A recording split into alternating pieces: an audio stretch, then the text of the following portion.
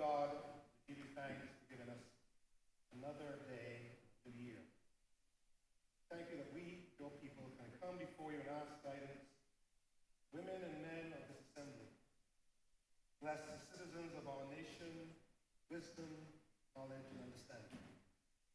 Please keep all who work in this chamber in good health. May faithfully fulfill the great responsibility given to them in their work and service as parliamentarians and staff.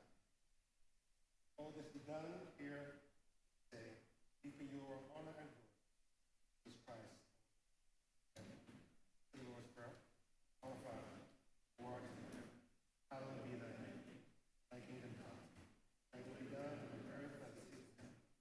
Give us this day our daily bread, and forgive us our trespasses, as we forgive those that trespass against us. And lead us not into temptation, deliver us from evil. Thine is the kingdom, power, and glory, forever and ever.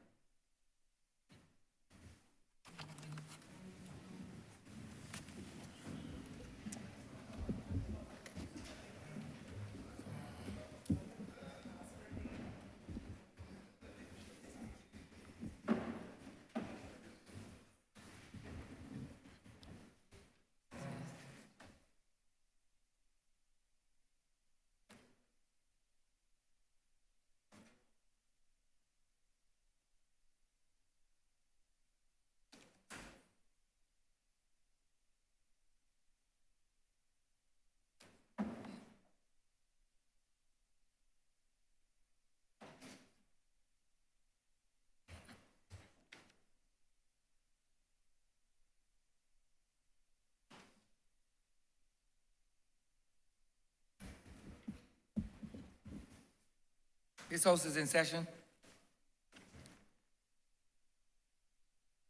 Minutes of the meeting held on Friday, December 16th, 2022 to be confirmed.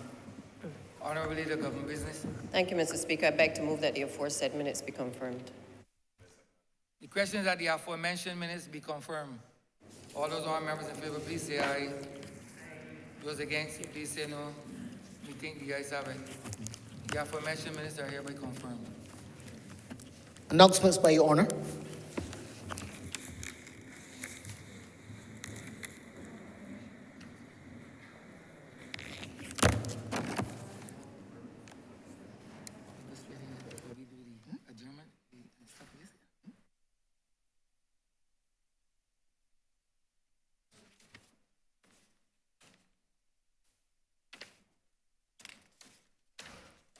I wish to acknowledge the presence of family members of the families of Sir Morris King, Sir Warwick Franklin, and Mr. Leroy Sisnett, and those online for Mr. Clifton Neblett. Specifically, I wish to acknowledge the presence of Miss Stephanie King, Miss Eva King, Lady Haynes,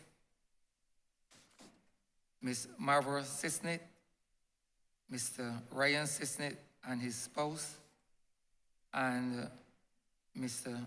Sean Franklin, and members of the family of Mr. Clifton Neblett.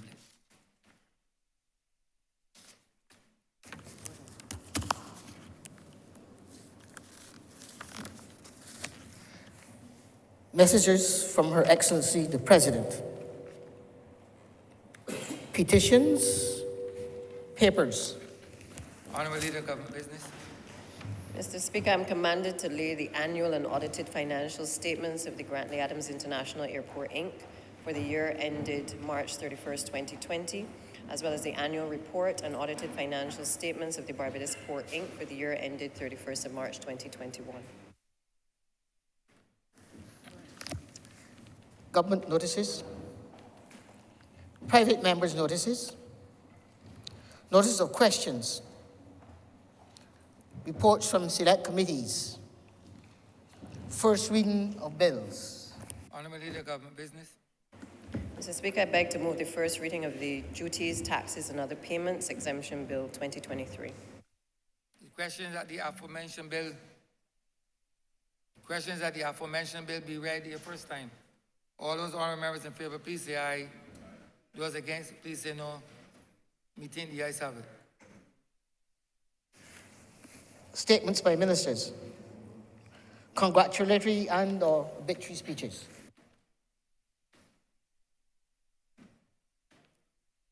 Honorable Leader of Government Business. Mr. Speaker, I beg to move the sorry.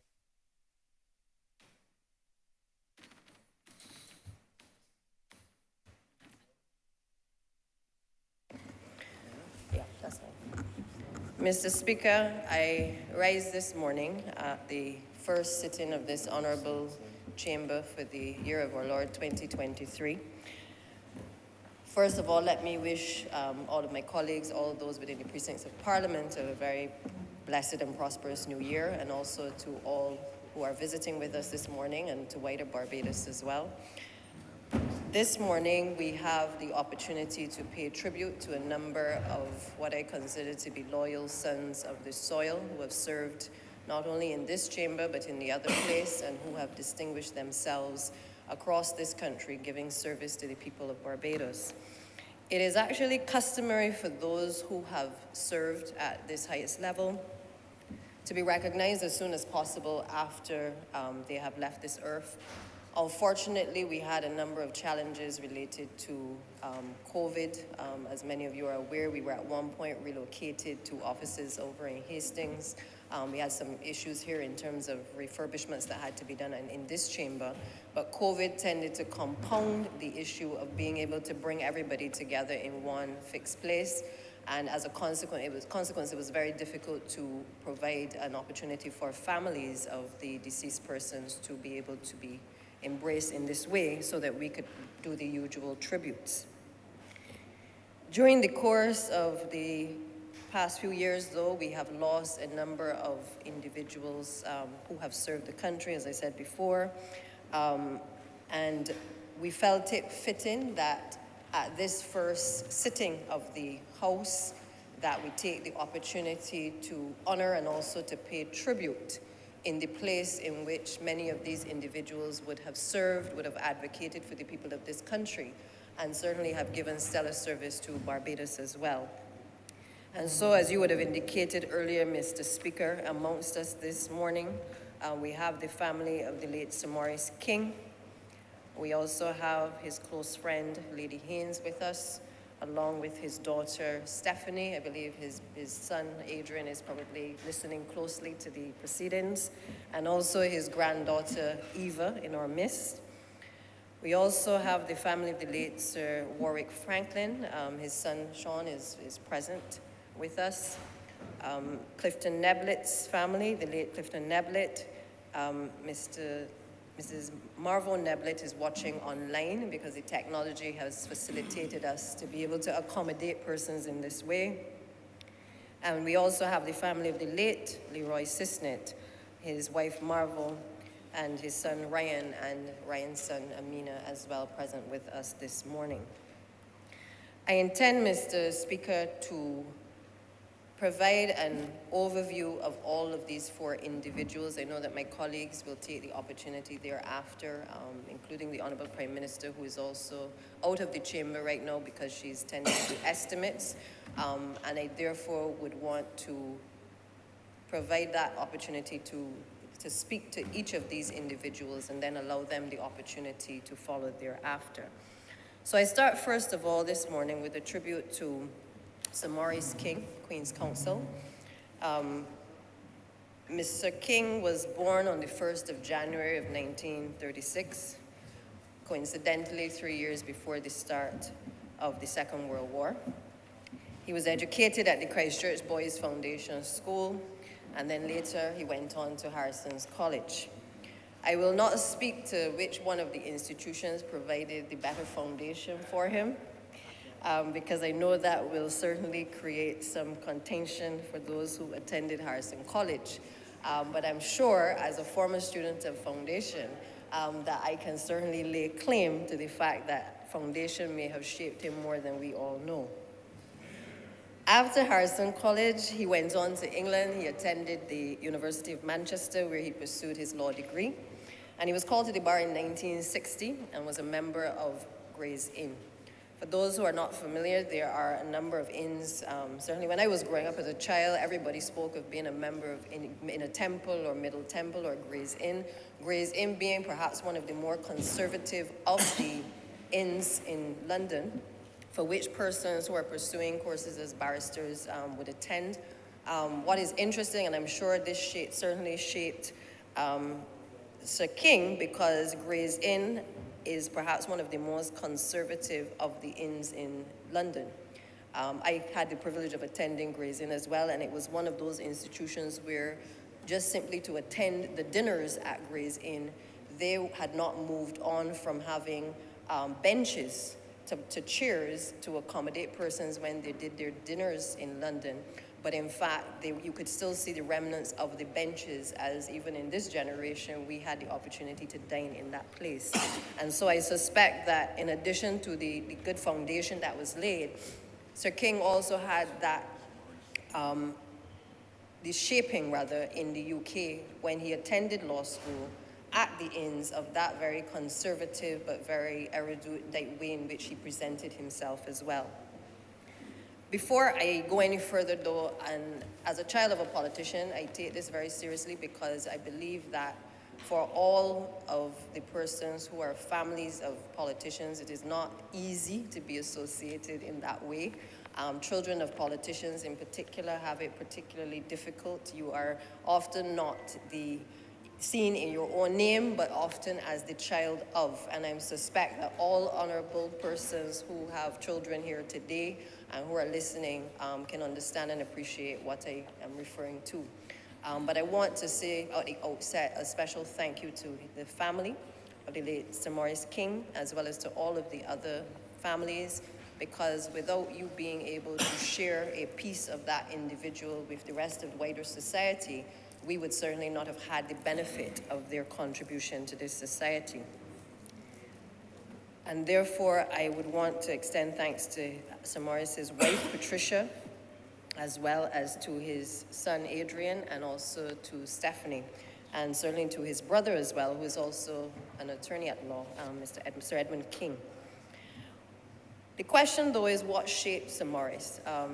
He would have returned to Barbados from the UK to practice law and emerge as Barbados's well-distinguished Queen's Counsel. But his passion was not for law alone, it would seem, because he was appointed chairman of the National Petroleum Corporation when he returned back in 1964, and he served that institution until 1975. This gave him, I believe, a taste of what governance is all about, having a better understanding at the level of a statutory corporation, and no doubt whet his appetite for what was to come in terms of elective politics. 3 years after holding the chairmanship of the NPC, he became one of the island's first senators after independence, serving from 1967 until 1975. And I think it was there, as most of us would agree, once you've started in the Senate, you kind of start to cut your teeth in terms of your appetite for politics, and certainly for representative politics as well. And so I believe the Senate was probably a good training ground for young Maurice to have a taste of what it would be to be able to represent people in a different forum. And so in 1981, and one of my colleagues pointed out that he had ran previously and lost the election, but in 1981, he threw his hat in the ring, contested the seat for the constituency of Christchurch West Central. And within 5 years, he was appointed Attorney General in the then Right Excellent Errol Barrow's cabinet until 1989, and gave distinguished service to the people of Christchurch West Central for the 13 years until 1994. One could certainly say, as we say in politics, that this became a stronghold for the then Democratic Labour Party, and Sir Maurice held this position certainly with distinction over the course of those years. There's no doubt that Sir Maurice was an eloquent speaker with a baritone voice and described as having an erudite manner, that his career was both political in many respects, but also legal, and that throughout his career, you could perhaps say that it was largely unblemished. The only occasion where it has been mentioned that there was some controversy or some comment by the public in relation to Sir Maurice came at a time when he was Attorney General. And as most Attorney Generals, including my colleague on my right, often would like the public to have utmost confidence that crime is under control. And at the time, he made the statement that we had no gangs in Barbados. And that created a whole uproar within the society. But it did not stop Sir Maurice King in any way from being able to maintain his focus in dealing with crime in the country. But that is really the only major issue or a challenge that I think that he was faced within his career where there was any criticism of his stewardship of leadership. Sir Maurice also served in the Erskine-Sandiford administration as Minister of Foreign Affairs, Foreign Trade and International Business for the period 1989 to 1993. Now, I cannot speak to Sir Maurice's stewardship with the Democratic Labour Party, but what I do know is from the outside looking in, it was clear that he was a devout and a committed member of the party. And for many years, he was referred to from certainly the outside looking in as the lawyer for the Democratic Labour Party. It was a party that he chose to affiliate with and to be associated with from the time he returned from the United Kingdom. And it was the party that he was associated with until the date of his death as well. So Maurice's distinguished contribution was obviously recognized in 2009 when he was knighted. Again, testimony to the fact of how the country viewed him, but also the fact that he had given such excellent and stellar leadership in the positions that he's held. The common thread, though, throughout Sir Maurice's career was his interest not just in hardcore politics, but rather his service to people. Whether it was in representative politics or in the courtroom, it is fair to say that he was about people. And so it was not surprising that he played a significant role also with the Barbados Workers' Union. He was well known amongst the Barbados Workers' Union for standing up and being counted when others were disinclined to join the union as its permanent council. At that time, obviously, the Barbados Workers' Union was trying to attract a number of attorneys to be able to help it to fight as well, and therefore a number of them were not so keen, I'm sure, to give up fees in some cases to be able to be associated with the union. But that was not the case with Sir Maurice, and therefore he took the opportunity to take a stand with the organization and also undertook to stand with the Executive Council and the general membership of the Barbados Workers' Union in a struggle where you could describe it as brother to brother.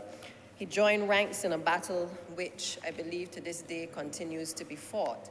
But I think it is also fair to say that he was one of the persons who was on the front line assisting the union to be able to challenge power and leadership in the country from time to time. When he no longer took center stage in the legal advisory role, I believe it was his brother Edmund who then took over and rendered service as well to that institution. The union, Barbados Workers' Union, in their comments certainly on his passing, would have indicated that Sir Maurice often referred to them as his comrades, and certainly they wanted to ensure that they were treated always as comrades of his, and that was the type of the relationship that existed between the two, between the man, Sir Maurice, and certainly the institution as well.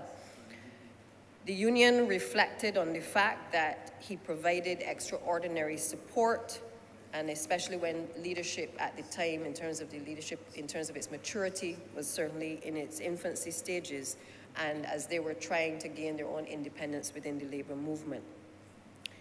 The Barbados Workers' Union was also blessed by the fact that even though Sir Hugh Springer and Sir Grantley Adams had moved on relatively early in their history, the young organization was able to benefit from the generous assistance of many individuals like Sir Maurice and supporters driven by their commitment for a better society based on social justice. The relationship with the Barbados Workers' Union, according to them, was never one that was based on the timing of an invoice. It was not based on a relationship of fees or an exchange of money for fees, but instead it was a deeper commitment to service of the Barbados Workers' Union, for which the union certainly recalls the contribution that was made by Sir Maurice. The trade union movement also felt that it had found a kindred spirit in Sir Maurice, a person who shared in his bosom the deep values of the union and labor movement. And I know that they, in their expressions of condolences at the time and to his family, certainly expressed a deep loss by the passing of Sir Maurice King. As it relates to his legal contribution, the contemporaries, I think, within the legal profession consider him to be an outstanding legal counsel, and that was testimony to the fact that many people would seek his knowledge in terms of various aspects of law. I'm sure, Mr. Speaker, you at some point may have also turned to him for advice, because regardless of whether we acknowledge it from time to time or not, when you are seeking legal advice, sometimes you have to seek legal advice from counsel that may not be of the same political persuasion. And therefore, in the legal profession, there are times when Sir Maurice King's advice would have had to have been sought from persons on the other side as well. But he was not just a politician, he was not just a representative and a friend of labor, but he also in the 1970s represented Barbados as ambassador to the US, and he was also the permanent representative in the Organization of American States. And he was also a former CARICOM facilitator in Guyana's political dialogue between the People's Progressive Party and the People's National Congress. Now, I found this was quite interesting because following the 1997 general elections, which had ended in much turmoil in Guyana, apparently he was called in as well through CARICOM to be able to intervene and no doubt lend a lot of his expertise that he had learned over the years to provide some level of balance, no doubt because of his calm demeanor as well, and also his excellent mediation skills. It therefore allows me this morning, Mr. Speaker, in recognizing Sir Maurice King, to acknowledge that we can never take the contribution that politicians make when they make a determination that they will come to public life. Some distinguish themselves more than others. Some are more of a national figure than they are simply being a local politician to the constituency that they may represent. But I think embodied in all that Sir Maurice King has contributed to this country, I think it is fair to say that he went far beyond just the local representative politics, but he established and distinguished himself, obviously as a legal luminary, but also as someone who crossed the political divide. We all had the opportunity to be able to share and to understand the experiences which had shaped this particular individual. And so I know my other colleagues will speak in greater detail to their own personal relationships with him, but I will move on now to Sir Warwick Franklin, who also was another distinguished son of this soil and of this chamber. Sir Warwick Orlando Franklin was a Barbadian surveyor. He was a politician and former cabinet minister. And again, like Sir Maurice King, was not just a politician, but also had distinguished himself in another field before coming to active politics. He was born in the village of Brereton in St. Philip on October 9th, 1938. Let me just say that the coincidence here is that a lot of these persons that we pay tribute to today were born in an era either during the war, the Second World War, or immediately after the Second World War.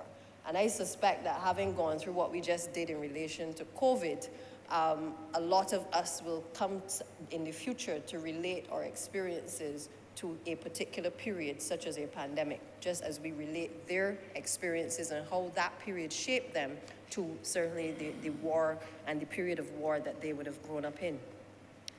Sir Warwick was the winner of the Chiming Bell Society Scholarship, which allowed him to enter the Commermere Secondary School. I can hear in the background those who have attended the school going up and on. That is correct, Honourable Member. There you go, Mr. Speaker. And he went on to receive tertiary training at the Trinidad Departmental Survey School on a grant from the Barbados government, where he spent 4 years studying for the intermediate of the Royal Institute of Chartered Surveyors, which included land law, elements of town planning, and land registration systems.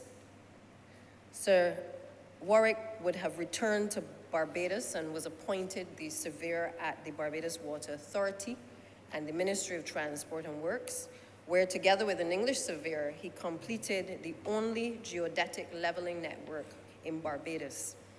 He was then awarded a British Technical Assistant grant, which allowed him to attend the Waltham Forest Technical College, which is now Northeast London University, where he wrote the final in the cadastral specialty and submitted a thesis entitled A Land Registration System for Barbados based on the Torrens title system, for which he was awarded the British Technical Assistance Award. And this was during the period 1967 to 1969.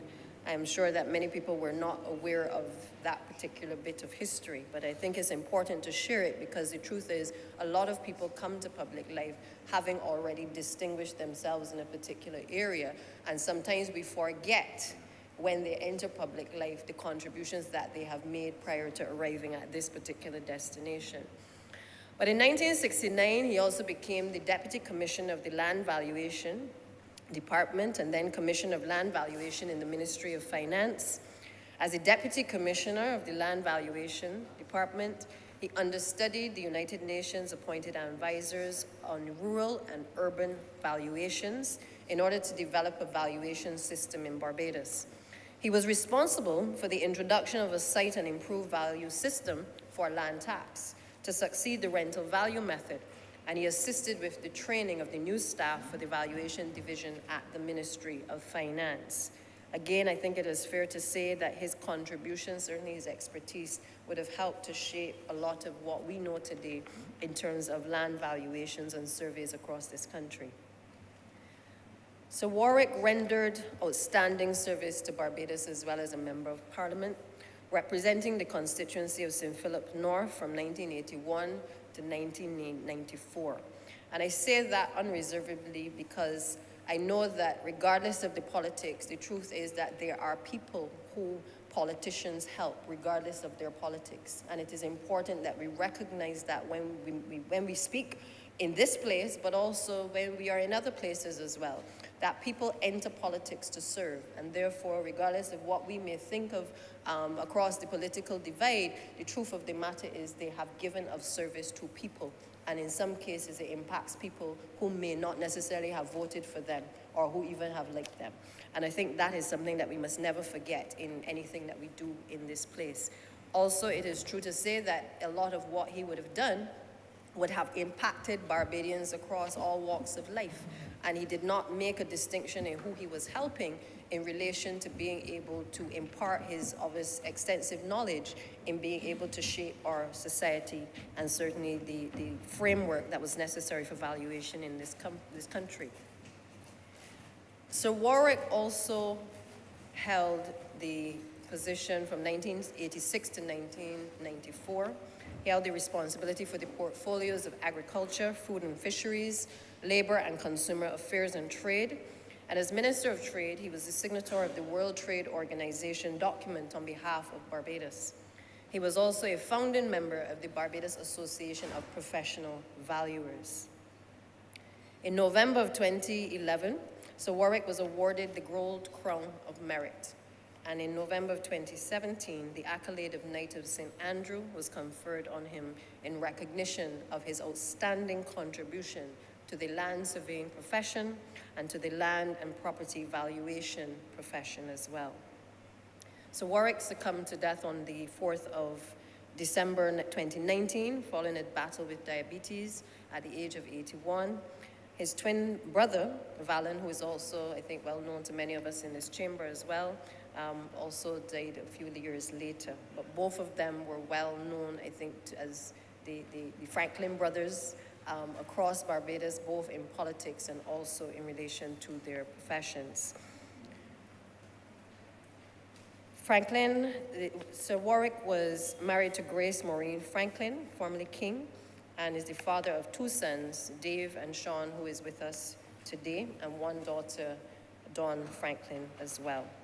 Again, I take this opportunity to express condolences and to pay tribute to Sir Warwick Franklin on behalf of the Parliament of Barbados, on behalf of the people of Barbados, and to thank his family for the distinguished service that he has given, but also for lending him to us for the time that was afforded to him in this life. The next tribute, Mr. Speaker, is in relation to Lawrenceford Leroy Cisnet. This was a particularly interesting tribute as we went through the notes relating to Leroy Cisnet, and I will come to the reason why in a minute. He was born on the 9th of April, 1941 in Pioneer Road in Bush Hall, and he died on the 26th of December, 2020 at the age of 79. Leroy Cisnet was better known as Sweet Boy Leroy because of his ability to connect with audiences over the airwaves.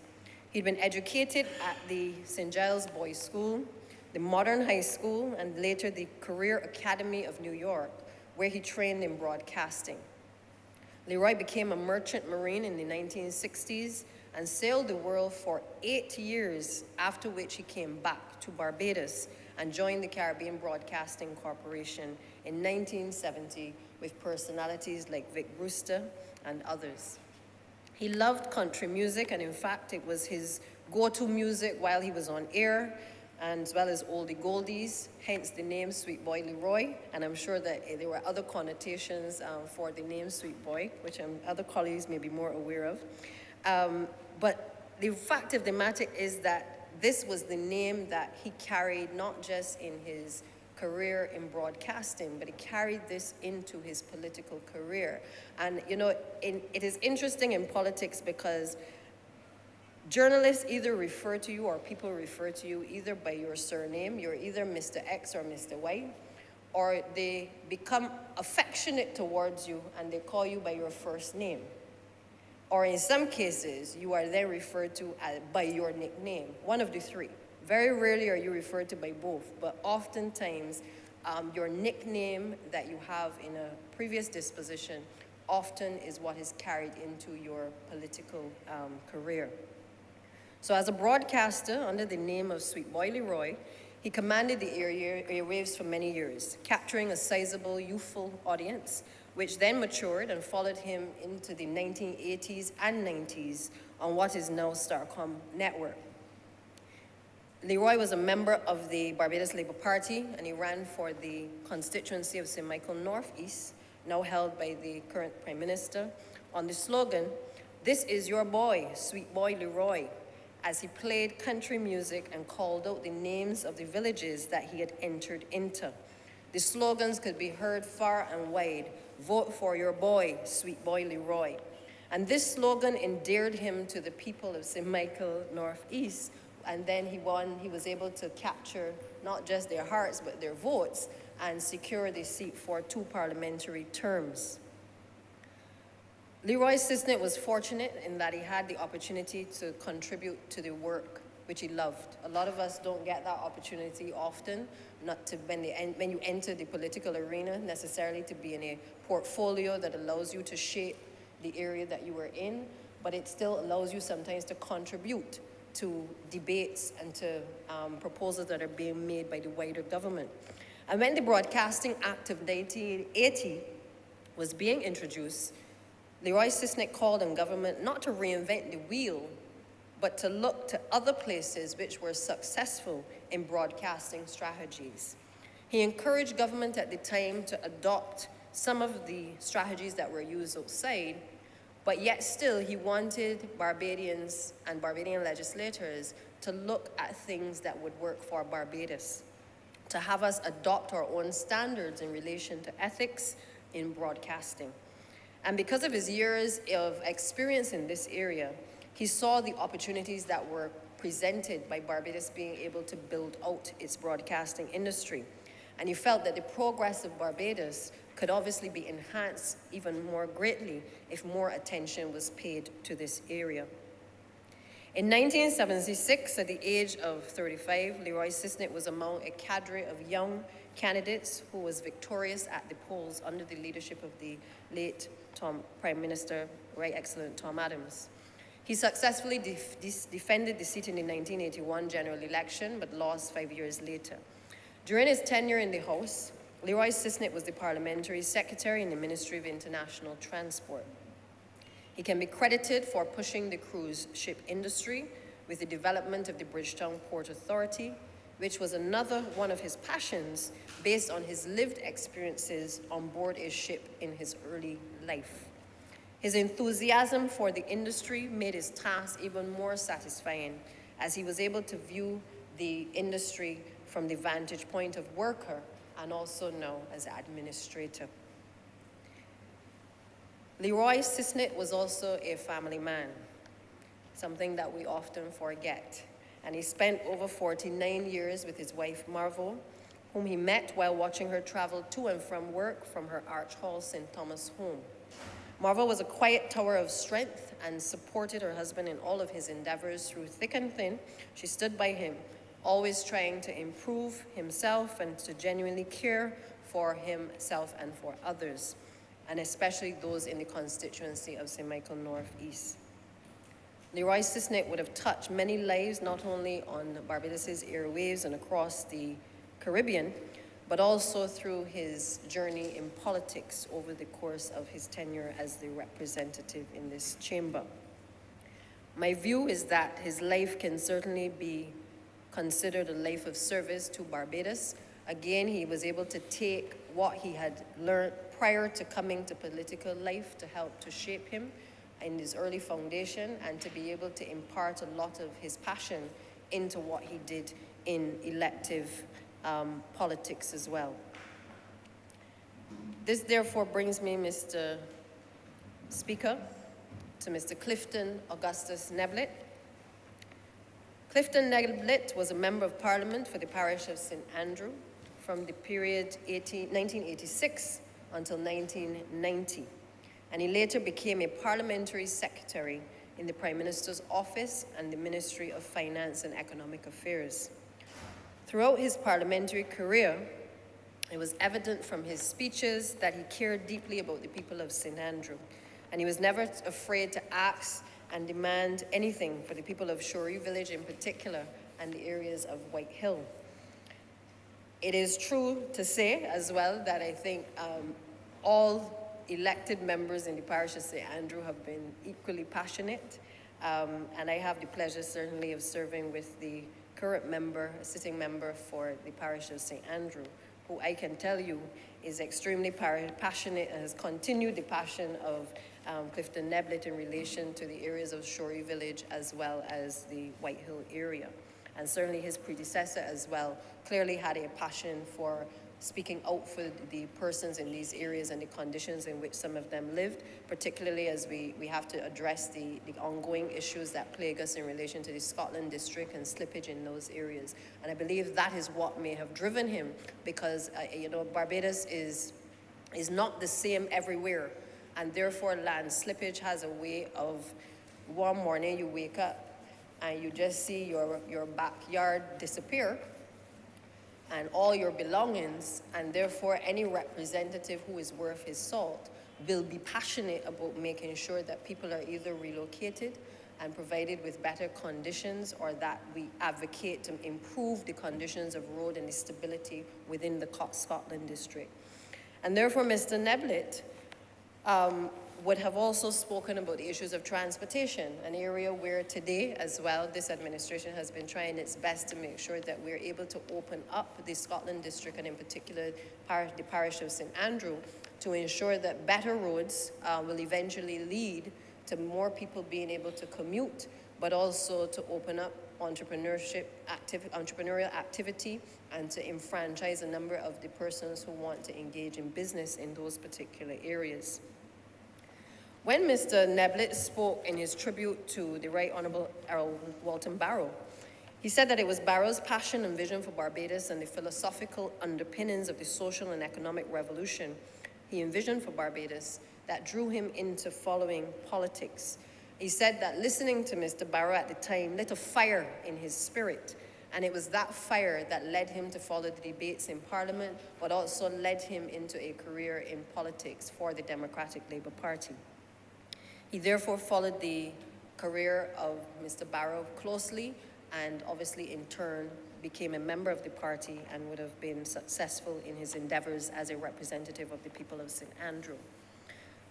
Therefore, when he became a member of Parliament for St. Andrew, it was that same fire that had been lit that I believe was able to guide him in his debates and certainly in his contributions in the chamber and to the country as it relates to the people of St. Andrew. Mr. Neblet's bid to help the people in the Scotland district and the various parts of St. Andrew allowed him to become a legend in his own right, sipping for the cup of his mentors, listening and learning about the right way to represent your constituents. It is fair to say that he was selfless and faithful to the Democratic Labour Party, and I know that it was a tremendous loss to the party on the passing of Mr. Neblet. I believe his wife, Marvo, is watching online, could not be with us in person here today, but on behalf of, again, all members of Parliament, on behalf of the entire chamber and the people of Barbados, I want to express sincere thanks to all of the families, to the family of Mr. Clifton Neblet, the family of Mr. Leroy Sisnett, to the family of Sir Warwick Franklin, and to the family of Sir Maurice King. Each of them in their own right has left an indelible mark on the Parliament of Barbados, but also on the people of Barbados. And I hope that as families of these individuals that you take the opportunity to share a little bit more of the personal side as those opportunities arise, because sometimes we forget that politicians also have families. And sometimes we do not see them in that light. And I think it is important that we are able to capture not just all of the accolades that have contributed to us recognizing them in this way, but also recognizing their contribution to family. Many of them are unable at times, because of the contribution to elective politics, to be actively participating in raising their children and in the household. But I know that deep in their bosom, there is always a greater good that comes from their selfless contribution to making sure that the people of the country are able to breathe a little better and sleep a little easier at night. And I hope that while many of you will have the pain and the loss that it endures from being able to deal with death, that you equally appreciate that this chamber recognizes the contribution, the people recognize the contribution, and that what they have done in their lives has not gone unnoticed. And in your moments of sadness, I hope that you can take that as your comfort to be able to allow you to recognize that your families, your fathers in this situation have really done a great job for this country. And with those few words, Mr. Speaker, I'm obliged.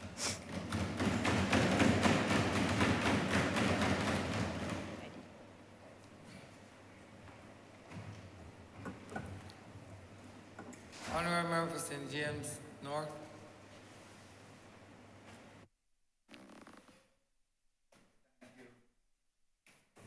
I thank you, Mr. Speaker.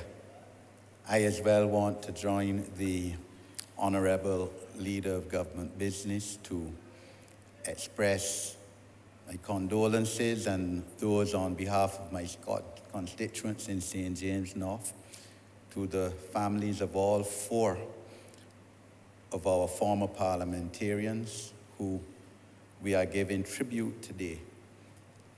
As the Honourable Member for St. Michael South East said, politics is a Herculean task. A lot of Barbadians, I believe, think it is a career of luxury and flying all around the place and big salaries and big perks and benefits, but the reality isn't that way, sir. You're on call 24/7. You are, in fact, a servant of your constituents, of the people of Barbados. And it is a tremendous sacrifice as well to your families. As you would know, Mr. Speaker, I took the personal decision not to seek entry into Parliament until my children were pretty big. I think my son, who is my younger child, would have been 17 when I first ran for this Parliament. I admire tremendously those who have entered politics, as some of the four fallen comrades who we are honoring today in this session have done, where their children were young, minor. That must be really a hard task, not only on the children, but on the wives of a politician to enter politics with their children young. I remember speaking to the son of a former parliamentarian, former cabinet minister, and he told me, in fact, he hadn't seen his father for about 3 days, and he asked his mother, "Wait, when is Daddy coming back to Barbados?" To be told, "Well, your father hasn't gone anywhere, he's just busy with politics and constituents." That is the sacrifice. So we fittingly honor and recognize the four former parliamentarians here today. So on both sides of the political fence, there's no political division when it comes to honor, and as the Honourable Leader of Government Business said, recognizing the contribution that members have made and the sacrifices they've made to serve the public of Barbados. I will speak specifically on Sir Maurice King, sir. Sir Maurice, as the Honourable Member for St. Michael's South East said, had a very distinguished political and legal career, sir, and having been a senator for 8 years, and in that time first seeking to enter this Parliament in 1971 in the constituency of Christchurch West. That was the first election, sir, when you no longer had double member constituencies. Before that, of course, there were 24 seats in this Parliament, elected Parliament, 2 in each of the 11 parishes and 2 in Bridgetown. But that election was the first election when you no longer had double member constituencies. You had many seats in St. Michael, sir, as you know, sir, being a St. Michael MP. You had some seats, of course, in Christchurch, and Sir Maurice ran first for Christchurch West. He ran against another distinguished Barbadian, sir, parliamentarian and attorney at law, now Sir Henry Ford. It was the first time both of them were contesting, sir, and it's ironic both of them, of course, went on to be distinguished attorneys general. And he did very well, sir, within the context of Democratic Labour Party support in elections in that particular constituency, which has always been won by the Barbados Labour Party. Sir Maurice came within 166 votes of winning the seat. And I remember that election well, sir, 1971. Of course, being born into a political family. So it was the first election that, at age 10, I was aware of as an individual. I mean, my parents couldn't leave my sister and me at home. So I was at political meetings every night with them and became politically aware from them. And I remember that was the third, either the second or third seat that was declared on the night of the election. And when I heard that Sir Henry had only won the seat by 166 votes, and that was, as it still is, one of the key and strongest Barbados Labour Party seats, I said, boy, well, we can't win the election, Because if he could only win that seat by 166 votes, it means that the DLP will retain the government. And so said, so done. So Sir Morris did very well in that election. In fact, no other Democratic Labour Party candidate has done as well as he did in that particular seat in over 50 years now of elections. At that time, he was chairman of the National Petroleum Corporation, a major, of course, economic entity in our country. After that election, the Right Excellent Errol Barrow made him permanent representative to the United Nations and to the Organization of African States, and he was still a senator too, of course.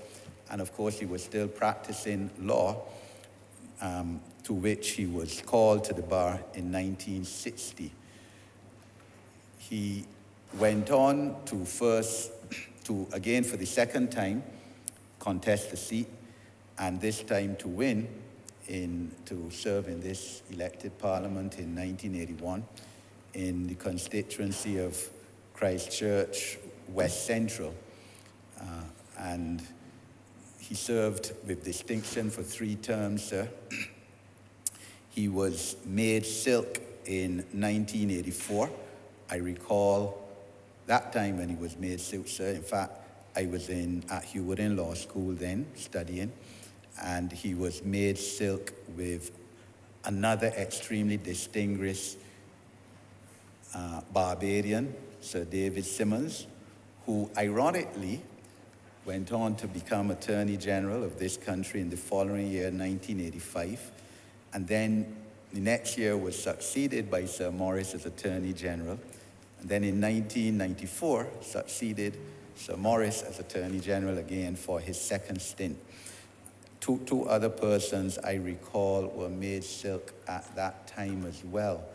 I believe might have been Mr. Justice Sherman Moore, either Mr. Justice Sherman Moore or Mr. Justice Errol Chase, as they then went on to be. So Sir Morris served as Attorney General of this country for 8 years, and in 1989 he doubled up then, as well as Minister of Foreign Affairs, Minister of Foreign Trade. So he had a heavy load in his ministerial responsibilities, as Sir Henry, in fact, before him would have been Attorney General and Minister of Foreign Affairs. 1986, sir, would have seen the Democratic Labour Party at its greatest strength, sir. That is true. Nothing like what it is now, sir. And I remember the Right Excellent Errol Barrow naming him on the night before election, confident, of course, that the Dems would win back the government in 1986, May 28th, I think it was 1986, naming him as Attorney General of Barbados. And he served in that capacity, sir, with distinction.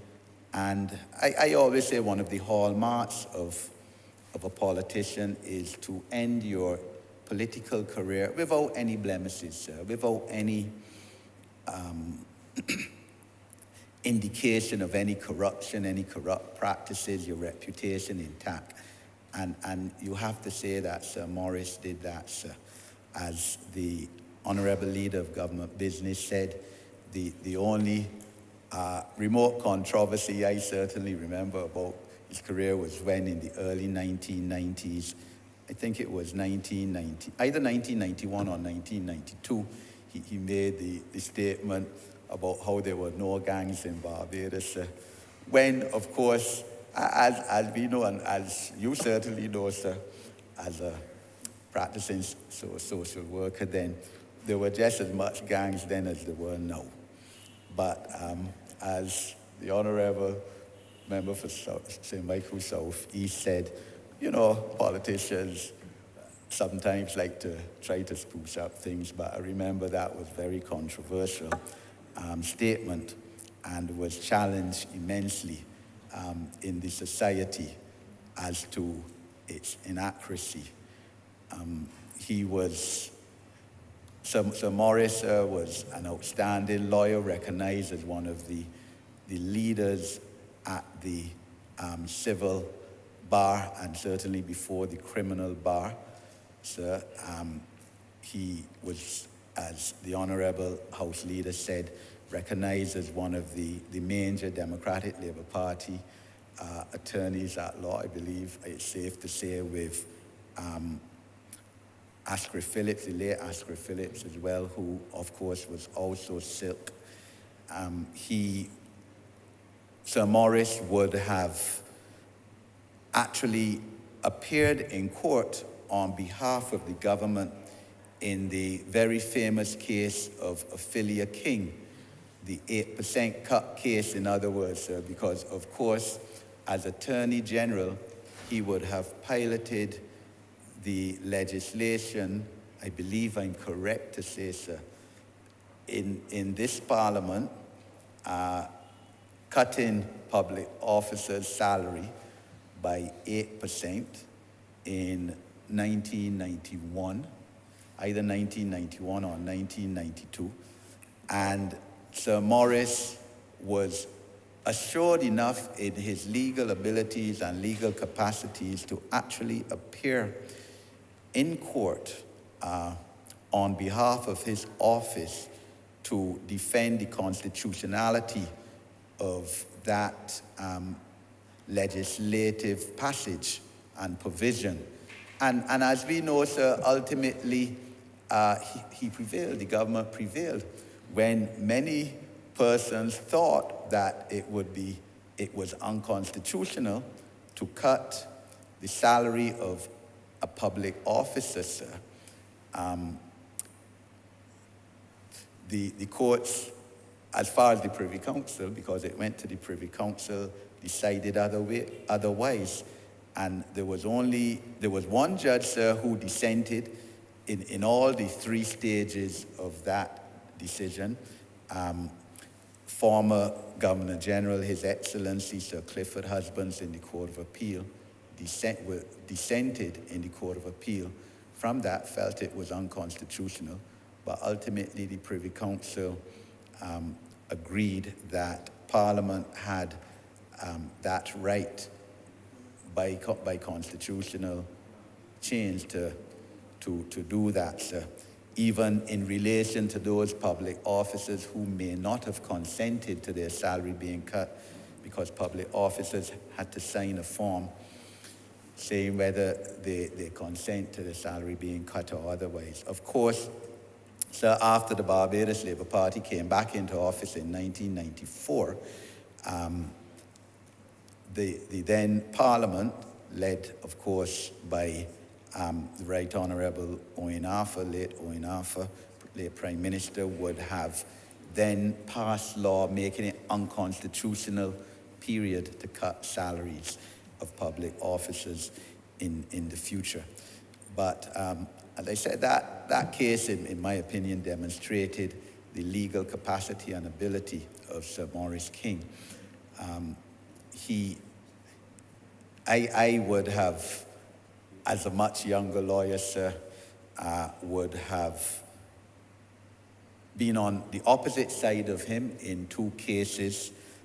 To my recollection, both would have been administrative law cases where I was acting on behalf of the Medical Council and Dental Council, respectively, being led by now Chief Justice of Barbados, sir, and one was Sally Coos and the Medical Council, the other was Alexandra Jean-Pierre and the Dental Council, sir. And I must say, sir, as you could easily imagine, sir, I would have learned about administrative law in those two cases, one, as I said, being junior to now Chief Justice, and on the other side, hearing Sir Morris King, sir. And after those two cases, certainly, sir, I felt that I was an expert on administrative law and the Administrative Justice Act of Barbados. I also remember being in a disciplinary hearing, acting on behalf of the medical council, where Sir Morris was acting on behalf of a doctor who, against whom the medical council had brought disciplinary charges. And in all these three legal matters, sir, I found Sir Morris to be, as I said, extremely erudite, decent attorney at law, sir, who adhered to the principles and tenets of the legal profession in every way, sir, courteous to judges, even though he was silk, and his voice alone gave him, and his physique, gave him, of course, a commanding presence. And I felt that, as I said, it was an honor to be in legal battles on the other side with him in those cases, and to learn about an aspect of law which I didn't know too much about before. Sir Morris as well, and the Honourable Member for St. Michael's South East, has mentioned his association with the Barbados Workers' Union, sir, and this is not to be trivialized as well, for an attorney at law to work, and I'm sure in many cases, without payment, and even in terms of holding seminars for the Workers' Union members on various aspects of law, without payments, it is an honor, and it's part of the national service that people who have the benefit of an experience of being well educated must do in terms of giving back to their country, sir. And it's something that we have emphasized, that people must give back to this country, Barbados, where they have benefited from its educational system to the highest degree. And that's what Sir Morris did.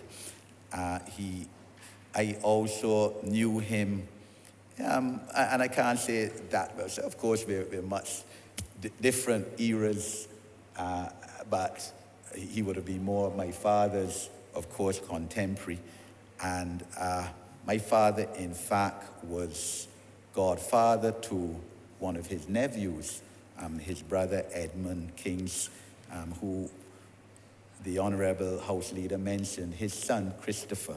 So therefore, I would have seen Sir Morris in some circles socially. I can't remember ever speaking with him in those circles. As I said, sir, I would have been obviously much younger. But I knew his family, Edmund, of course, who is also silk, still a practicing lawyer. And the distinction of this King family is also seen by the fact that another brother of Sir Morris, Sir Cleviston King, was a permanent secretary in this country, and also received the second highest honor after National Hero, by being knighted as well. So Sir Morris then retired from politics in 1994, sir, and that also gained my admiration, because I'm one of those who believes a politician must know when it's time to go, that you serve your best when you have your greatest capacity, and then you leave. And it is a relay race. It's not a race that you run the whole relay yourself. Relay race, you run your fastest on your leg, then you hand over the baton. And Sir Morris, by 1994, must have clearly recognized that the time for the Democratic Labour Party as a government was about to expire, and that it was best to retire from politics undefeated, which he did. And like I said, that's, in my opinion, is always best to do that, rather than as some of his parliamentary colleagues did, run again, lost the seat, end a political career in defeat. And even as far as 1999, you had two very distinguished members of the Democratic Labour Party, a former Prime Minister and former Minister of Trade, Foreign Affairs, still running again after extremely distinguished years in this elected parliament, and ending their political career in a defeat. And that is something that I believe that politicians should avoid. So after 3 terms, Sir Morris felt that that was time enough. Quit elective politics. He continued to serve in this country and to practice his legal profession. By that time, he was clearly one of the leading attorneys at law, advocates in the bar. He would have been very deservedly knighted in 2009, and no one can grudge him that, sir. And therefore, sir, I am happy to pay tribute to him today, but not only to pay tribute to Sir Morris, but to acknowledge the contributions, sir, of all 4 former elected parliamentarians who we are honoring today, and to thank the families of these 4 parliamentarians for being able, for agreeing, sir, to have their patriarch serve the people of Barbados, and not only serve their family and their community, sir. I'm obliged to you.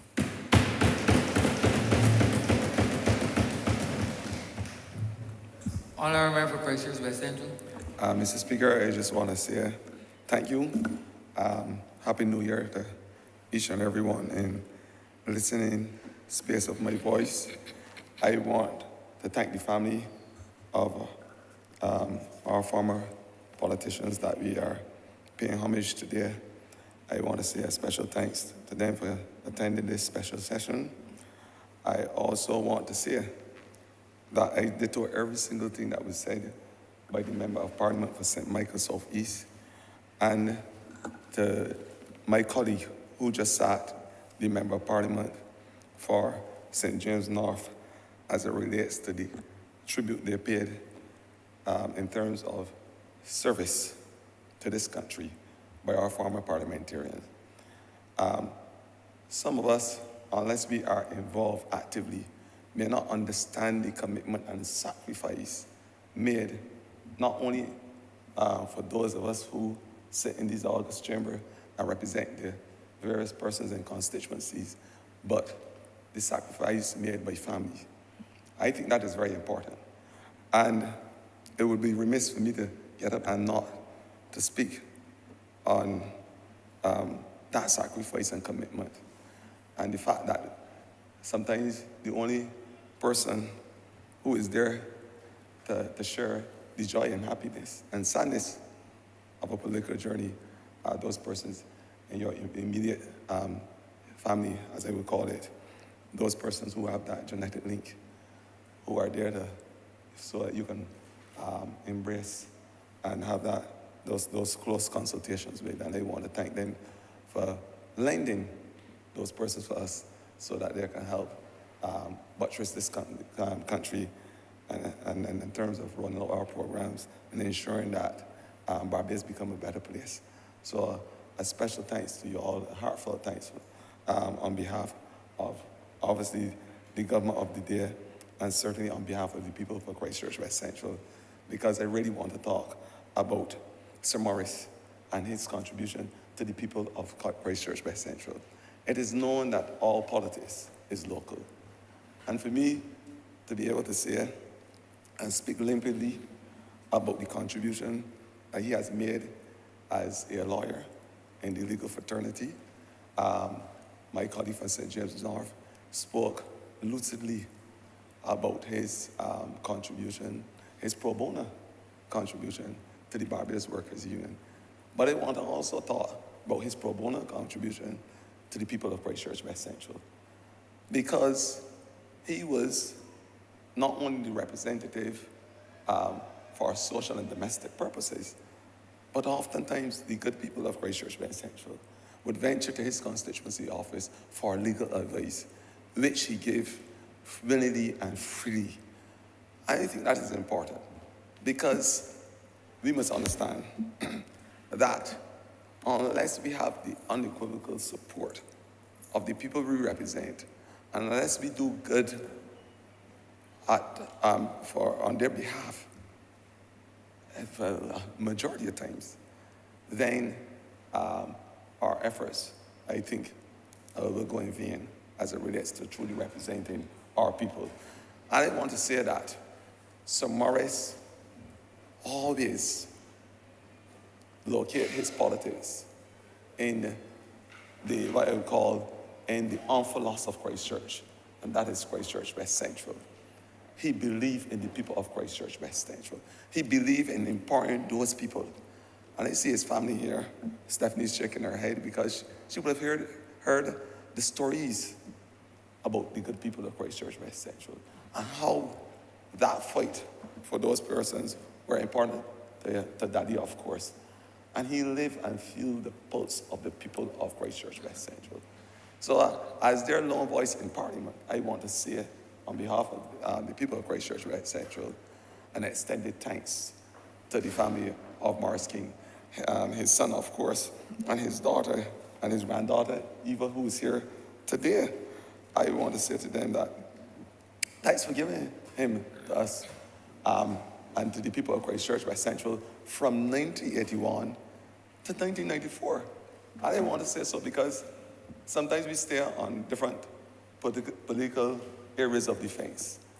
But philosophically, once the interest of the people is dear to your heart, there is nothing that really divides us. And that is where my conversation will be located today. Once the interest of serving the people is the basis for your political journey, then although you may sit on different sides of the political fence, the philosophy remains the same. And that is the most important thing. So I can talk about the contribution, of course, of Sir Morris. But there was another Morris Ward who came before him, who would have started the journey. The Member of Parliament for St. James North spoke about passing on that baton. But along with passing on that baton, we must have equal connective sinew and energy to pass on that baton and to run that race. So when the baton was passed on from Morris Ward, we were thankful in Christ Church West Central that we had Sir Morris King to run with the baton to ensure that there was social and economic development for the good people of Christ Church West Central.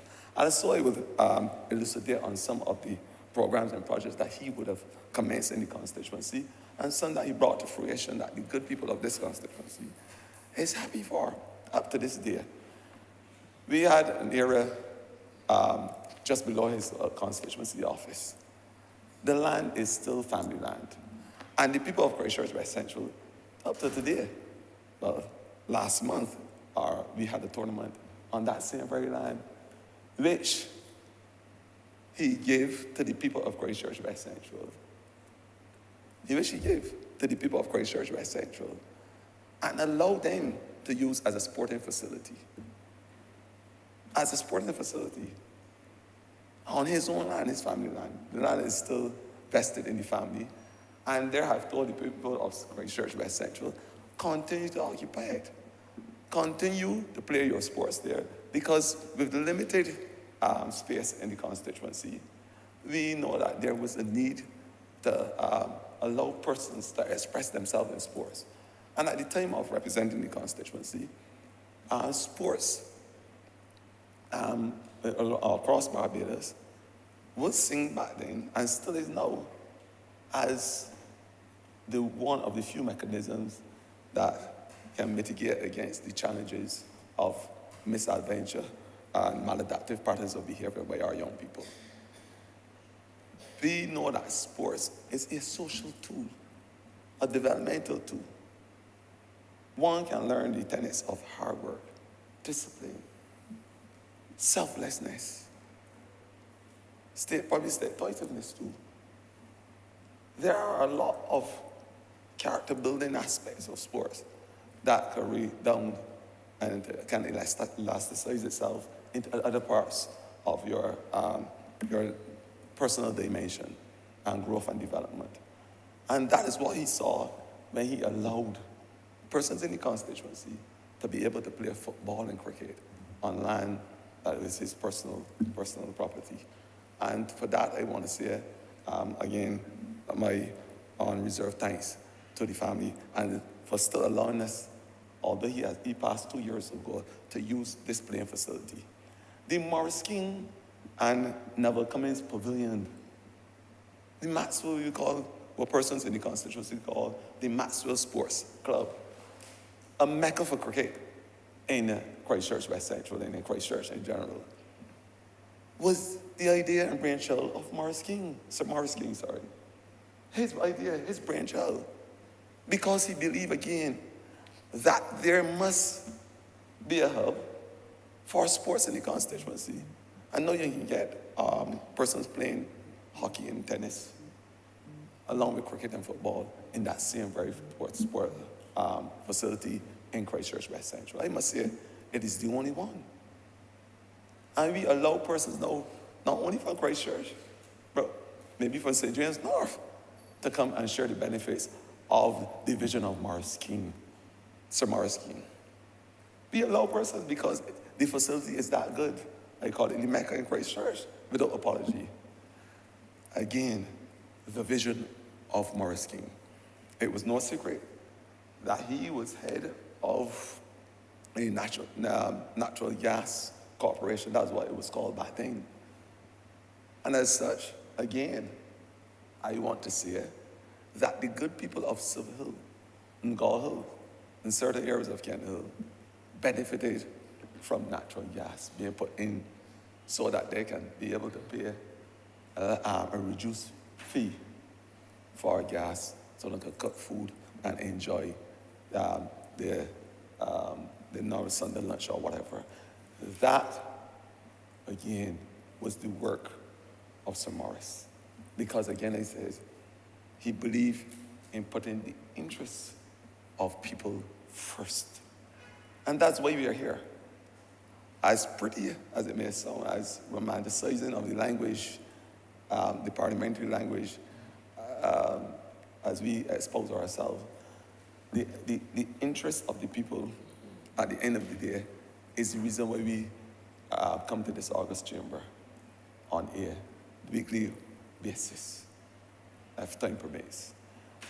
And that was the genesis of his involvement in politics, to be able to serve the people of Christchurch, West Central. It was a call to serve. And when a lot of persons say no, he put up his hand and says, I am committed.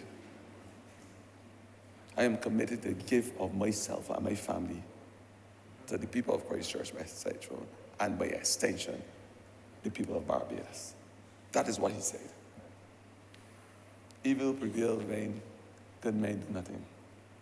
I want to say Sir Morris was not only a good man, but a great man. And I want to say it for the whole of Barbados to hear, and probably the region and the rest of the world. May his soul rest in peace and enter the gates of heaven. I know he's there just smiling as we are able to pay a tribute to him today. But it went further. It did went further in terms of his contribution. The roads in Silver Hill, Gull Hill, and Sergeant's Village, because at that time, a big part of the constituency was more western in Sergeant Village. And that era, he would have represented the persons in Sergeant Village and ensured that the tenantry roads were done. And we are thankful because as a constituent back then in Sergeant Village, I was happy when the roads were being done. I'm saying that politics is not all divisive as it may appear, because every single person that represents a constituency, I believe, there's something good for the constituency, irrespective of whichever political party they serve. I believe so. I would not stand in this chamber and say nothing other than that. I believe that persons generally have the interests of people when they are called to serve. And when persons give them that vote of confidence, I believe that they would do their best to ensure that person's lives are transformed and are in a better position at the end of the day. The extension of the units in Silver Hill and Gull Hill was started by Morris King. Those extensions on the buildings and units, the housing area, those extensions were started by Morris King. So today, the benefits of having more persons being housed, again, I must pay a tribute to Sir Morris for that, because that was the vision of the man at the time, to see persons who were crying out for housing solutions being placed in those units at low cost. The ability to serve those at the bottom of the spectrum. And I think that he had those persons close to his heart. And he worked assiduously to ensure that they had not only the intangible state, but a tangible state in this Barbados. I think that is important, and it speaks volumes to the type of man that he was, the manner of man that he was. And as I said from before, the ability to serve the constituents. And I think that's very important, an important lesson for all young politicians to learn. But after him, the baton was passed to my good friend and my contemporary, Joseph Joajo. And of course, in the recent times before me, Stephen Lashley. But all of us did what we had to do to ensure that the voice of the people of Christchurch West Central was heard. And that action was started, of course, or commenced in the constituency to improve their lives. So I'm saying that he started the journey for a lot of the social programs in the constituency.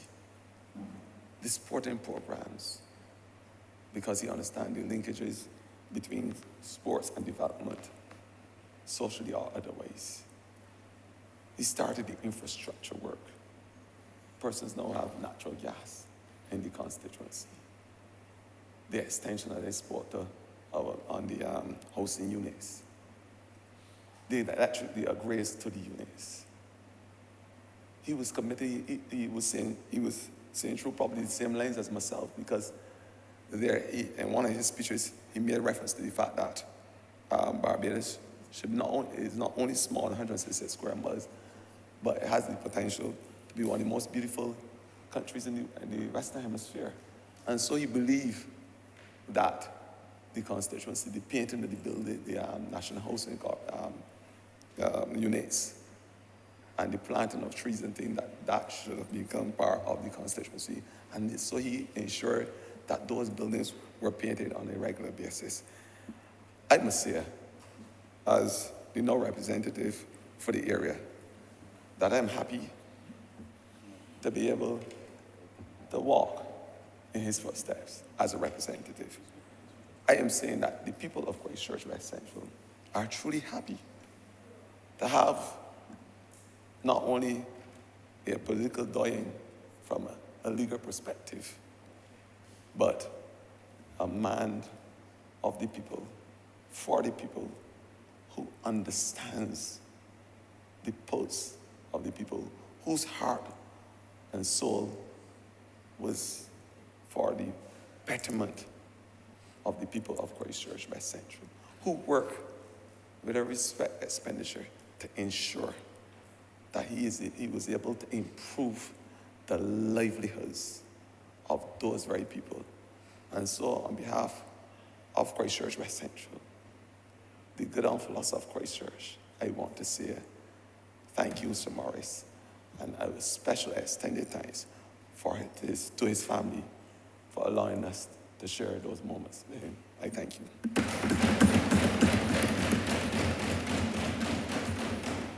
Honourable Member for St. Thomas. Thank you very much, Mr. Speaker. I wish to add my contribution to this offering of tributes to these distinguished persons who would have all collectively served Barbados with distinction. And it is a real great honor and pleasure to be able to be present today, to be able to put in my 5 cents worth. I would not have been as familiar with all of them in the same way that I would or I have been with two of those persons whom I would wish to pay the tribute to today, and to thank God for their contribution to the growth and development of Barbados, and particularly in the fields where they served constituents, and of course their professional services that were offered to all Barbadians and others across this world. The first one I would wish to touch on, sir, is the one, both of them are familiar, have been familiar to me and to some of their families, but I would like to take this opportunity, sir, to pay tribute to none other than Lauriston Leroy Cisnet, a sweet-talking man. And Mr. Speaker, you would know of him. Although you're younger than I am, I was a Leroy Cisnet fan. And of course, the only radios we had would have been a little transistor radio at that time, when I would have been a younger person, and Ready Fusion. But he served at the CBC, and of course, he did it with distinction. So it's a great honor, sir, and pleasure, a privilege for me to pay tribute to the late Laurisford Leroy Cisnet, a hometown boy from Bush Hall, St. Michael. And he became internationally known as Sweet Boy Leroy. Perhaps the Sweet Boy Leroy might have been other sweets, but indeed the Sweet Boy Leroy I knew was from the music, the love, the respect, the caring components that he carried with him in that job at CBC. And of course, he would have had the opportunity to probably play some music at other activities in communities, because we used to have the Dutch parties and the other parties and community life, and he must have been also very much engaged in that way. He endeared himself, Mr. Speaker, to his family, the neighbors, friends, all of Barbados. Sweet Boy Leroy, that name, that title, was on the tongues and the lips of every Barbadian and the people in the Caribbean. And he did not only have that name, Sweet Boy Leroy, because of his charisma, but the intonation of his voice. The people who were calling in, and he would play the music to suit. And of course, Mr. Speaker, sir, I love to dance. So I had a good opportunity to dance to the oldie goldies when my mother could not see me, because our parents were really very strict, no banjo in my house or whatever. But he did not stick to the calypso or the banjo. He made sure that it was the lovely oldie goldies that we need to bring back, you know, Mr. Speaker. Sometimes I go down the street, my neighbors' radios are on, it's bang, bang, bang, rock, rock, rock. And I cannot understand a single word. I really cannot understand the rap music. But then again, I am not of that era, and I don't begrudge anybody from this young generation, like the Honourable Member for St. James North and the others, who may understand it and love it.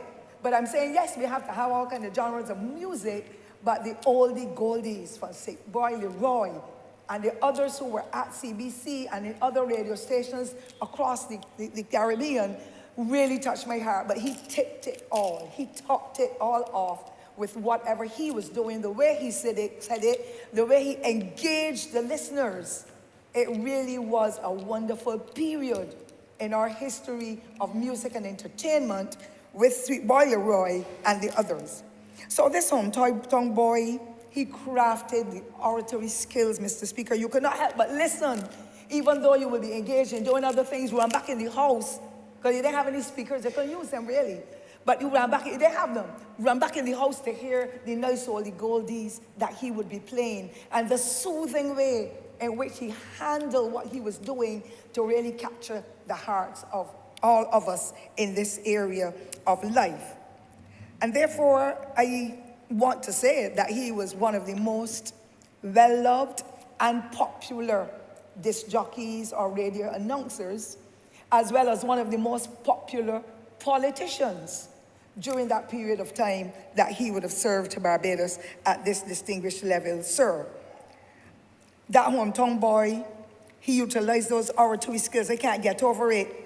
He won the hearts and souls of his colleagues, and he trained under persons like the late Vic Brewster and others. So you know it was top-class training. There was no mediocrity in journalism or any of those areas, Mr. Speaker. At that time, I can't speak about now in the same way, because sometimes I hear some big language that comes through that challenges my heart as to where are we going.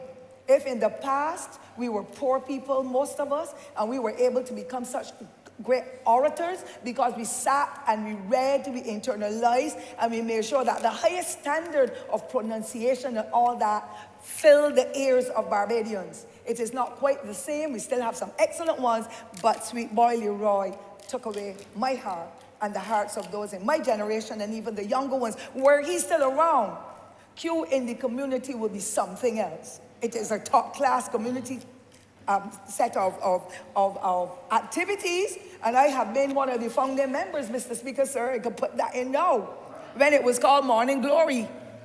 And therefore, I've been to two of them in recent times, the one at the Garrison and one other place. And the behavior, the music, everything, the traditional thing that we know, that people did not need to be afraid to go. When Sweet Boy Leroy was there, you didn't have to be fearful, because it was soothing for the soul and the spirit, and a touch of breath of fresh air in our hearts. And therefore, I take my hats off to him and all others of that generation who, with that hometown boy, filled the heart of people of Barbados and the Caribbean and the world with joy and contentment. Mr. Speaker, sir, he was not only a Barbadian disc jockey or commentator or whatever role he played in that area, though he was a Caribbean man, as well as somebody who was international. So I was really greatly enthused and greatly admired him for his wit, that congenial approach that he gave to his callers, his language, the oratory skills that he used, and the sweet twists of his tongue, that I believe it didn't only capture my people in my era, but it would have captured the ears of so many other women who would have wanted to probably get near to him, because, you know, when we see people at that level, so elevated, we big them up. Everybody wants to be their partner. Everybody wants to go and have a drink with them. Everybody wants to go around with them because they're walking with dignitaries. They're walking with well-established people, and it makes them, it elevates them to a level where they have that pride. You know, rub shoulders with Sweet Leroy, right? You know, and they will go on and on. It is a human thing. And so I was very glad to know him as a person and to respect him highly because of the way he treated people. And it is really a wonderful thing when politicians treat people with the respect that is due, because that was the next level of elevation that he was able to pursue when he became the Member of Parliament for St. Michael Northeast. And of course, coming from that village, everybody was tooting for Sweet Boy Leroy, and he had the slogan that went with it. He was one of the most popular politicians I have ever met. And I pray that Barbadians will continue to have that lovely memory of him, that wonderful memory of him, who will give you the listening ear, who will give you a little kudo to make you feel good, who will impress you with whatever he did. And I trust that God will continue to bless him in wherever he is as a result of his contribution to Barbados.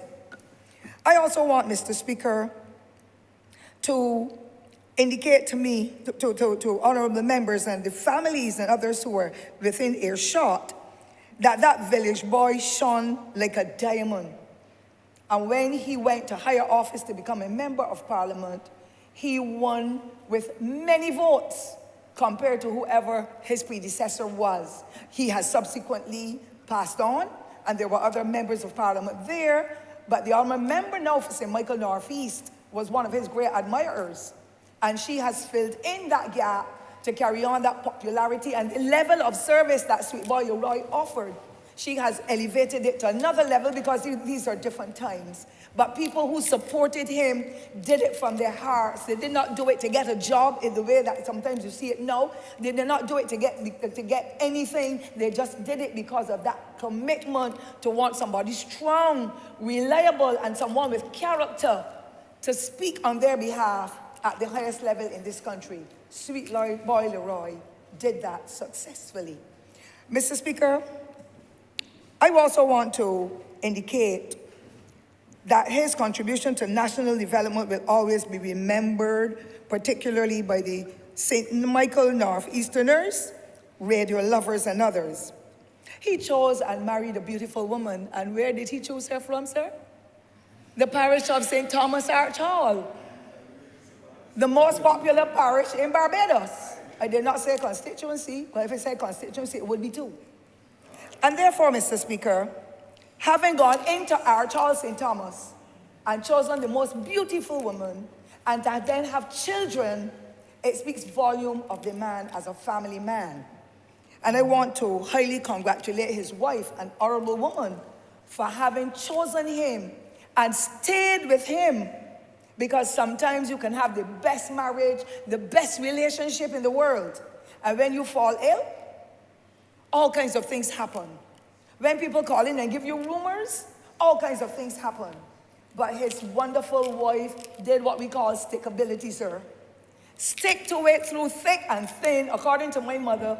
When you get married, you say for better or for worse, for richer or for poorer. That wonderful wife, sir, who is in our presence today, stuck with her husband, despite his illnesses, despite whatever challenges, because when you're in politics, Mr. Speaker, you may not be in the same position that I am in, but when you're in politics, you are giving and giving and serving and serving. But the day that you can't give, you're the worst person in the world.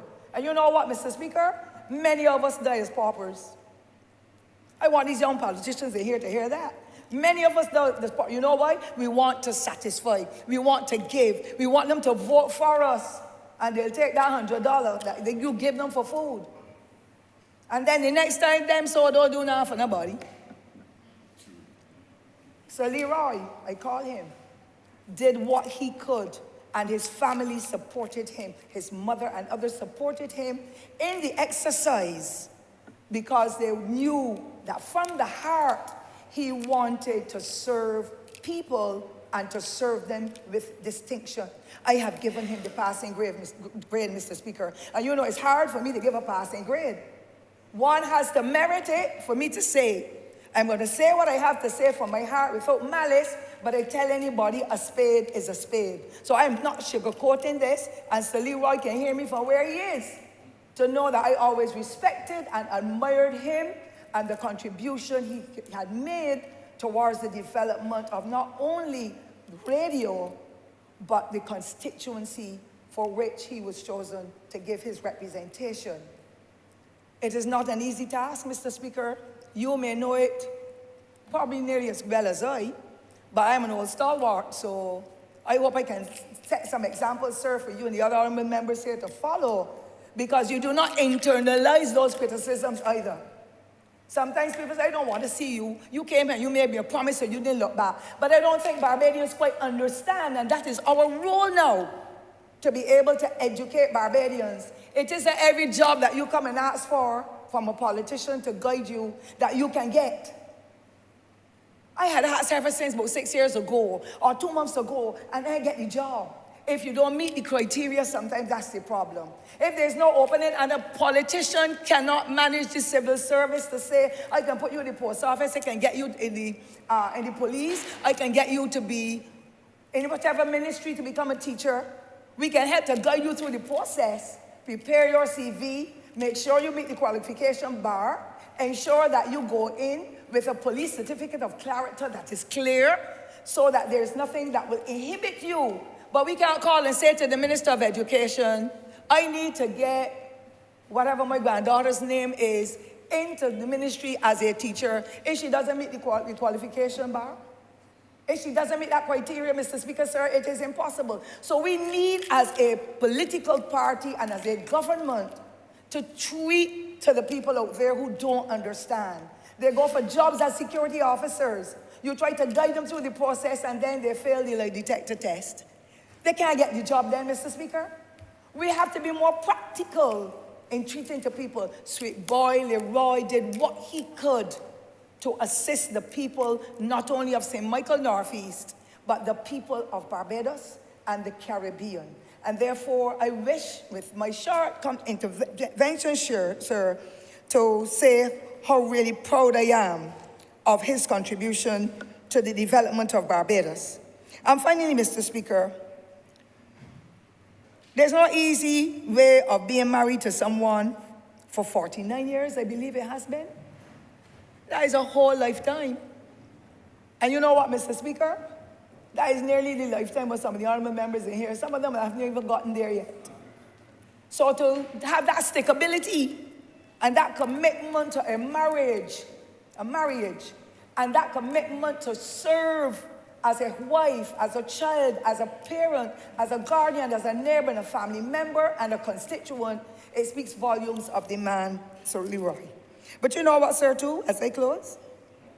He was a distinguished graduate of the modern high school, of which I too, sir, was a member. And I believe in his era, he did not get that opportunity to get any free education, because poor people's children did not get the opportunity if they were not as sharp when they wrote that, what we used to call then, the screening test. My name never came back. So you know, Mr. Speaker, so I got pulled out of the loop, whether I had a little ability or not.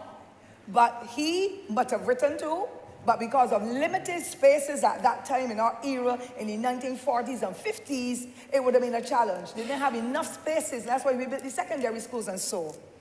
But he is a proud graduate of the modern high school, and that is where he was able to hone his skills to represent, to develop that warmth, that spirited support, that compassionate heart, that willingness to serve everyone. And I therefore wish to highly commend him for that astute leadership at the Caribbean Broadcasting Corporation, and later on as a parliamentarian for the people of that distinguished constituencies. Today, Barbados is better from that local, national, regional, and international contribution made by Lauriston Leroy Cisnet. I want to, on behalf of my family and others and the people of the parish of St. Thomas, sir, convey to his distinguished wife and family our appreciation, his wife Mavo, our appreciation to his children and others, as well as to the rest of that constituency. And I want to thank her sincerely for her astute support and guidance to her wonderful husband, now deceased. May his soul rest in peace. And may the angels continue to guard him, as well as to look after the family, because when a husband goes, and especially if at that time the pension was so small, if a wife did not have her own savings or work, she would not, and her family would not be able to survive. As I said, a lot of politicians die poor because of the giving spirit. And so it would be a challenge for her as well if over the years, when the salaries were so small for politicians, she and her family now have to survive. But may God continue to bless them as they do it in the same distinguished way that he would have done it, with comfort, with peace, and with dignity, to be able to carry on that legacy that he has left behind. And therefore, my deepest sympathy, though belated, in this respect, I would have done what I had to do before, but may his soul rest in peace, and may they continue to enjoy life. Now, Mr. Speaker, sir, with your permission, would I be able to do the second one, sir? As the honourable member did? Thank you very much. Time. Pardon, sir? You still have time. Thank you very much. I so appreciate it. I have to go to see about another 2 funerals, sir, and come back here once Parliament continues, so I thank you for that privilege. I want also now to go to none other than Clifton Adolphus Neblett, a graduate of the great Allen School. I have a connection there as well, Mr. Speaker, sir. A good set of my family have been there. And that is what I liked about what took place in the past. You lived in St. Andrew, St. Peter, St. Joseph, St. Thomas, probably St. James or sections of St. James. The Allen School was the catchment. We didn't have children crisscrossing all Barbados. That's something we have to look at. But another conversation, sir, not this one. So that graduate from the Allen School became a teacher at St. Andrew's Boys' School in his time as a young graduate. And a Mr. Carter, who was the person that worked after the public baths. You know, we had public baths. People were so poor, they didn't have a bathroom in their house. They had a little pit toilet in the yard and all that, but they kept them clean. And Mr. Carter was the public bath attendant. And he encouraged Clifton to help those poor people's children with lessons to prepare them for life, not just for any common entrance or screening test, to prepare them for life. And Clifton did it with an honor for free. He assisted them, therefore, sir, with the community development through the provision of the sessions for those impoverished children whose parents did not have the wherewithal to pay. Probably the parents worked in the agricultural belt, or they worked at the Rockland Bus Company, or they worked in the highways and transport at that time that we now call MTW. So they didn't have the extra thing. Plus, they had a lot of children, Mr. Speaker. I don't know, but I'm going to ask you how many children you have, and I dare you, sir, ask me how many I have. But there were parents in those days who had 8 and 12 and 15 children. And they did not have the wherewithal, the spending power. But he chose to tithe his time, having been a student at the Allen School, to the people of St. Thomas, or St. Andrew. So he had already laid that foundation for the kind of support that he received later on. Also, Mr. Speaker, he migrated to England and pursued a degree in accounting. And then he went over to Guyana, and he offered his services there in the bauxite industry as an accountant, and after that, he returned to his homeland. But he did not return empty-handed. He may have come back with a few dollars in his pocket, but he returned with a beautiful Guyanese wife, whom I honor and respected highly because of the relationship that we had, having only met her when he returned from his sojourn there, sir. And therefore, he chose to be able to offer his services at parliamentary level to the people of St. Andrew, whom he loved and worked with in the best way he could, and he was successful. And I want to say that his representation at that time was different. Different because he understood all the aspects of politics. At one point in time, Mr. Speaker, politics in Barbados had gone so low where people would want to flatten your car tires and burn your house. I came through that era, so I know. And say awful things about you and all that. Brother Clifton did not do that. He made sure that he embraced everybody despite what side of the political fence they were, because that was the man I got to grow to know. And so there was no malice, no spite, no disrespect to anyone. That was not his personality anyhow, because he was always like a smiling angel. Whenever you saw Clifton, Clifton is smiling. And smiling, a big man, but smiling. He was a gentle giant for me and the man that I happened to have known for all those years. And so he served his people in St. Andrew to the best of his ability. He would not have been able, perhaps, to give as much as he could. And life was so hard for most of the people in Barbados. But Clifton did his best, according to how I measured him. From 1986 to 1991, he had that 5-year term. And during that period, he became the parliamentary secretary of the Prime Minister's office, and then, of course, in the Ministry of Finance and Economic Affairs. He was a sociable, reliable, and forthright person who did not do the mudslinging. And I want young politicians to learn that. You can have different comments on the other sides of the fence and so, but to get down to call the children's name and to get down into family life and say the awful things, we can make it reciprocal too. But no, that does not show the maturity and the common sense that we have all learned as young people growing up, and how to give respect to each other, to be able to work collectively in serving the people of Barbados, and know that everything is on the technological wing. Then can you imagine? I saw a discourse there last week at one of the parliaments in Caribbean, and I was very disturbed. So the mudslinging was not a part of Clifton's life. He was always sedate, always accommodating. And even when he was angry, you couldn't tell so easily because he'd be smiling all the time. And I always say, what is the measure of this man?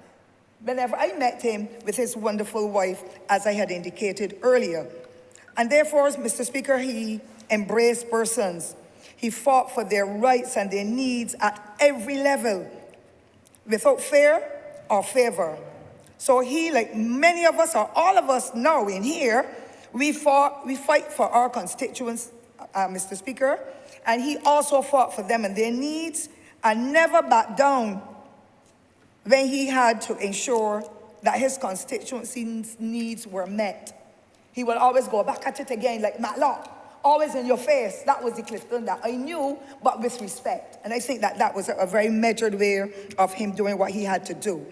I believe that his strongest support, sir, would have been in Shorey Village and Belle Plaine and Walkers and the other communities, and so he won. I think that would have been, he would have run after L.B. Brathwaite had exited the political system, or he had run against him and he had gotten beaten. I can't remember it all. And of course, as was said earlier by the Honourable Member and Leader of Government's Business, he too had long years of fighting for the rights of the people of White Hill and the other communities, because we all know that St. Andrew has a lot of slippage in the Scotland district, sections of St. Thomas and St. Joseph, and I believe St. Peter. They all, and perhaps St. James as well. And he would always be in the vanguard for the people of St. Andrew to get better roads, to get better bus service, all the utilities that were required to help them to get jobs and so, because empowerment was what he stood for in every sphere of what he did. And so, Mr. Speaker, that smiling man, that pleasant personality, that knowledgeable guy, that honest, courteous, industrious, and unselfish man represented the people of St. Andrew, and I am proud to know I've got relatives from St. Andrew. My grandfather would have been from St. Andrew. I have lots of relatives from St. Andrew, and I know that they were satisfied with his representation during that, his tenure, but he has moved on, and he's gone to the great beyond. But I would pray that his legacy will remain, as I know it will, in the books of history of Barbados and among the hearts of the generation of my age and others when he would have been serving, or the stories that their children will now tell about the astute leadership of none other than Clifton Adolphus Neblett. And so, to his wonderful wife, Margot Neblett, and of course, and I pray I've called the correct name because sometimes names get mixed up, but to his wonderful wife and family, I wish to extend condolences, and I pray God that God will continue to let his soul rest in peace, because he has done the best he could, I believe, on this his sojourn on earth, and I trust that he will rest in peace and rise again in glory. I wish to thank you sincerely, Mr. Speaker, for the floor.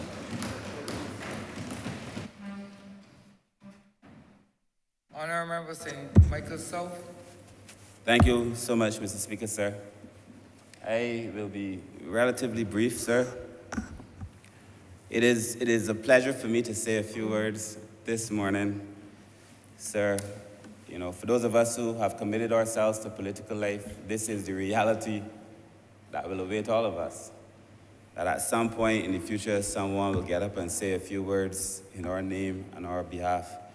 And I could only hope, sir, that we have lived a life in a way as deserving of praise as all of those who today we honor.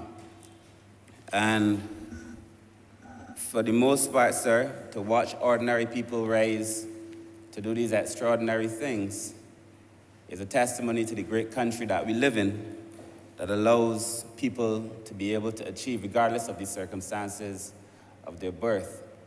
And we all know that on both sides of the aisle, we've seen very distinguished parliamentarians, sir, in this country that have gone on to do amazing things. And the thing is, sir, in the case of most of them, they've never had to compromise themselves or who they are or what they believed in. And many of them, sir, without going to the pits of political conversation to be able to make their point.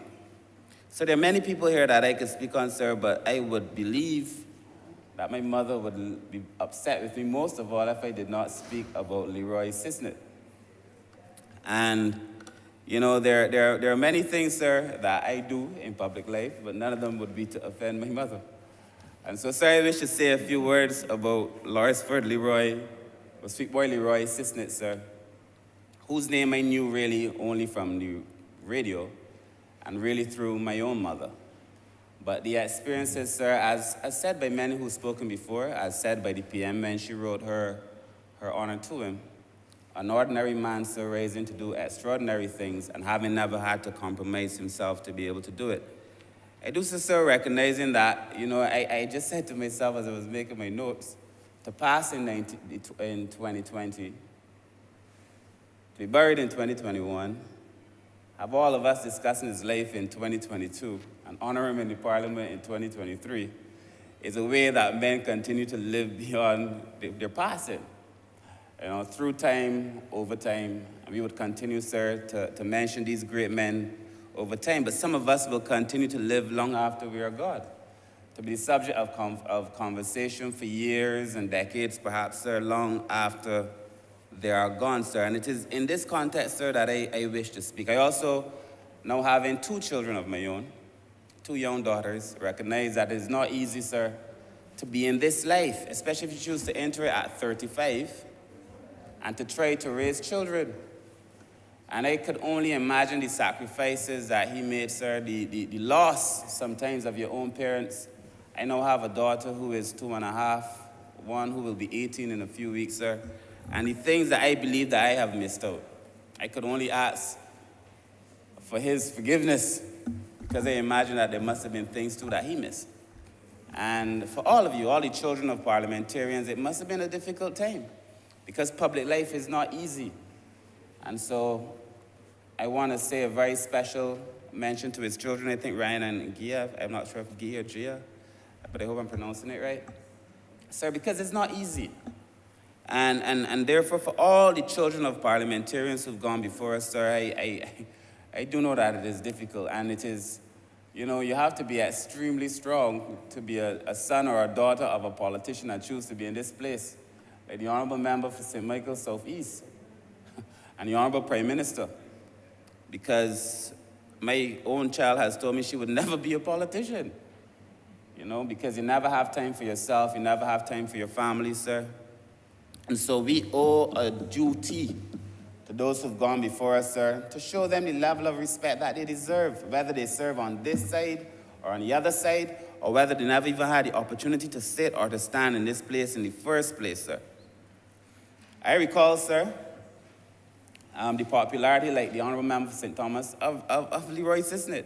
I think in '76, he either had the biggest or one of the biggest margins of the time. And, it is not easy to get such a margin. The Honourable Member for St. Thomas knows it very well. She too had a margin. I was one of the biggest, if not the biggest, and the member for St. George South. They know what it is to have such a margin. The people of St. Michael's South have not yet given me that privilege, though I've won by a very big margin, and I want to thank them too. But I also know, sir, that by 10 years later, even though you might win by a big margin, you could find yourself, when the tide has changed, and having put your soul and your heart into politics, to be going out with the tide. And it may have nothing to do with your level of representation, you just go with the tide. And so even in death, we get lessons from the great Leroy Sisnett, because you could win by the biggest margin in '76 and be gone in 10 years. We could win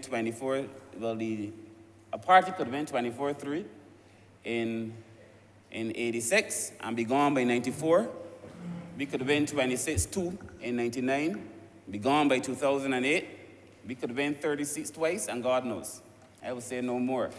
But it is instructive to all of us that none of us are here permanently.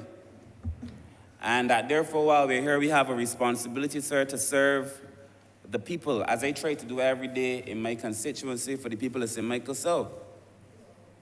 Sir, I have listened to many people. I've heard my mother speak on him, of course, but the greatest conversation I've heard on Leroy Sisnett actually came from the market vendor. I don't know if you all have seen the tribute that was paid to him by the market vendor, which is funny as market vendor is funny, but also it was very informative. And in his tribute, the market vendor, sir, spoke of how he got his name. And he said there was a lady from St. Lucia, Lucita Albert, I think was the name, sir. Allow me to say that, sir. There was a Lucita Albert who would call and send letters to him, oftentimes to Vic Fernandes. She would send these letters to Vic Fernandes, asking how he was doing, but really and truly, the only person she wanted to ask about was this sweet boy, Leroy. How is my sweet boy, Leroy? And the market vendor went on to say that he came to recognize that though she wrote to him, She really wanted a way into Leroy Sisnett, probably because of the tone of his voice that the member for St. Thomas spoke of, and the lovely music that he played. And that market vendor, Vic Finance, went on to say that he, one day on the radio, decided to baptize him as Sweet Boy Leroy Sisnett, and it took off. And therefore, we owe a debt of gratitude to the Lucita Albert from St. Lucia for giving him such a sweet name, sir, one that would last long, long, long after he is gone, sir. And I want to say, sir, that there are many things about politics and people that I have come to appreciate in my short time here. And that any person who chooses to be in here must always remember that they have to have a love for people. And that regardless of what we go on to achieve, it is the people we represent that put us in this place. It is the people we represent who will take us from it too. And that we always have to be sure that that which we do is in the name of people over and over and over again, sir. And I think I would like to align myself with Leroy Sisnett in that regard, sir, having stayed faithful and true to the people. But I also, sir, must confess that I also have a similarity that many people may not appreciate or know. But no, Sweet Boy Kurt, although that would be nice. It doesn't have the same flavor. But, sir, it is said that he played Charlie Pride and had a love for Charlie Pride and brought Barbadians into a love affair, not only with country and Ace Cannon, but with Charlie Pride. And there's probably not a Charlie Pride song that I do not know. And that of my mother's 8 children, all of us grew up loving Charlie Pride. Does my ring hurt your finger? When you go out at night, that is for some of the people in this place. But sir, I've come to love Charlie Pride. Sir, I have Charlie Pride. I play Charlie Pride in my car. Been accused of being older than I ought to be. Played it as a boy. You know, when I was a student, sir, doing my second master's in Boston on Sunday mornings, you know, we grow up to become our parents. Many of us, you don't even realize when it happens. On Sunday morning, when I'm wiping down the little place that I lived in and sweeping it out, my radio, my stereo would be on, sir. I would either have a Charlie Pride CD, Jim Reeves, back then it was CDs, Jim Reeves CD, playing these oldie goldies, sir, cleaning my house, playing it loud on Sundays like my mother did. We are products of our parents, whether we choose to accept it or not, the good, and in some cases, the bad. And therefore, sir, I also share that similarity. And then lastly, I think it is the work in the port, having had the opportunity to serve in the port as minister for a short period of time. It is known that Leroy Sisnett had a profound impact on the development of the Bridgetown port in Barbados, sir. And I wonder if he knew at the time that our port would rise to be one of the most significant ports in the region. That we, with vision like that, would go on, sir, to be a hub for the region. That this Bridgetown port that he played a part in shaping, sir, would save the lives of thousands of people during a pandemic that he could never have foreseen. And that many of us laid the seed, sir, for development of a country and never recognized, sir, that decades after, the benefits are still being reaped. Sir, this country, sir, the roots of this country are in the people like the people we choose to honor today, sir, through these obituary speeches, and in people like Leroy Sisnett. He probably never foresaw the amount of ships that we would have in the Bridgetown port on any one day, especially during the tourist season, like all know. The amount of tourists that would pass through this country, that would continue, sir, to support this country, our educational system, our roads, our schools, our healthcare, sir. And that the work that was done by these men, sir, sometimes we take it for granted while we are here. I would like to believe, sir, that when I am gone, not too soon, hopefully, but that's in the good Lord's hands, that when I am gone from this place, perhaps somebody would sit where I am now seated, sir, and say that perhaps I made a contribution, not recognizing that it would shape my country in the future. But that it is known among politicians and parliamentarians that Leroy Sisnett had a love for the port, and that he saw what many others could not have seen. And it's in that vein, sir, not only as Sweet Boy Leroy on the radio, while that too has its value, but it is also in relation to the development of this country that we must choose to honor these great men. Many of them, sir, forgotten, sir. You lose an election. The honorable member for St. Thomas spoke of it. You lose an election. The people treat you sometimes like you never even had a chance to be in this place, sir. I recall just after the 2008 election, seeing former Prime Minister Owen Arthur at a school. It could not have been 3 months after the Labour Party had lost. And that hall was full. The Prime Minister, sir, allow me to still call him Prime Minister Arthur, came in. And the hall was relatively full. We were all at the back. And he was looking for a chair. And I watched a former Prime Minister of this country have to bout begging, bout trying to get a chair.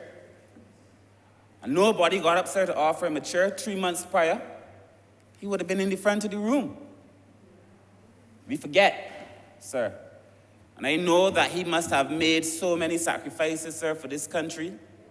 Must have lost at some points relations with his children, as many of the children here of politicians would come to understand. But I watch him vote for a chair. That we have a privilege, sir, no, bestowed on us by our position, but it is not guaranteed after we leave this place. It doesn't exist. And oftentimes, sir, we are forgotten so quickly. It is incumbent on this Parliament to honor the people who have served this country. Whether they are Labour Party people, whether they're Democratic people, whether they served in the National Democratic Party or any other party, or the PEP, as the former opposition leader was, to honor the people who have served in this country. So we get a bad name. And I believe most of us do more good than we do bad, sir. I remember, sir, I've seen it several times, former politicians, sir, getting not even an invitation to anything in this country, sir. The children not even being mentioned, not even being recognized. You don't do it for that. But I am saying if you served your country the way that anybody who comes to this place have served their country, sir, the decent thing to do, sir, is to show them a little bit of respect. Most of us, now there's some, I won't get into that today, but there's some who have taken the opportunity, sir, to do things that they should not do. But the men that we honor today, sir, none of them fall into that category, sir. And it is in that vein, sir, that I choose to honor these persons, sir. I wonder if Leroy Assistant would have known, sir, having worked on a ship, that this government, sir, has put in place no draft legislation to deal with seafarers, to make sure that the seafarers of this country get a better break, so that when they're on the ship, they cannot be taken advantage of, and that legislation should be here soon enough. And I wonder, sir, if Leroy Sisnett then knew, sir, as the many people in my constituency, because I came from a constituency, I represent a constituency, sir, that produced a lot of seamen. The Bayland is synonymous with seamen. And I wonder, sir, if they fully appreciated, sir, the impact that they made on their children, sir, to be able to feed their children in this time beyond. That is legacy. That is legacy. And this is in the vein of all those who've gone before us, sir, who served this country, who've done their part, that we honor these great men, sir. And it is in this vein, sir, that I also choose to honor Leroy Sisnett. As I close, sir, the Prime Minister praised him as a national personality, national treasure. You call him a national personality. We don't always get to be that in politics. We don't always have to get to have our names remembered in generations. You know, many of us, sir, our names will not echo into history. Many of us, sir.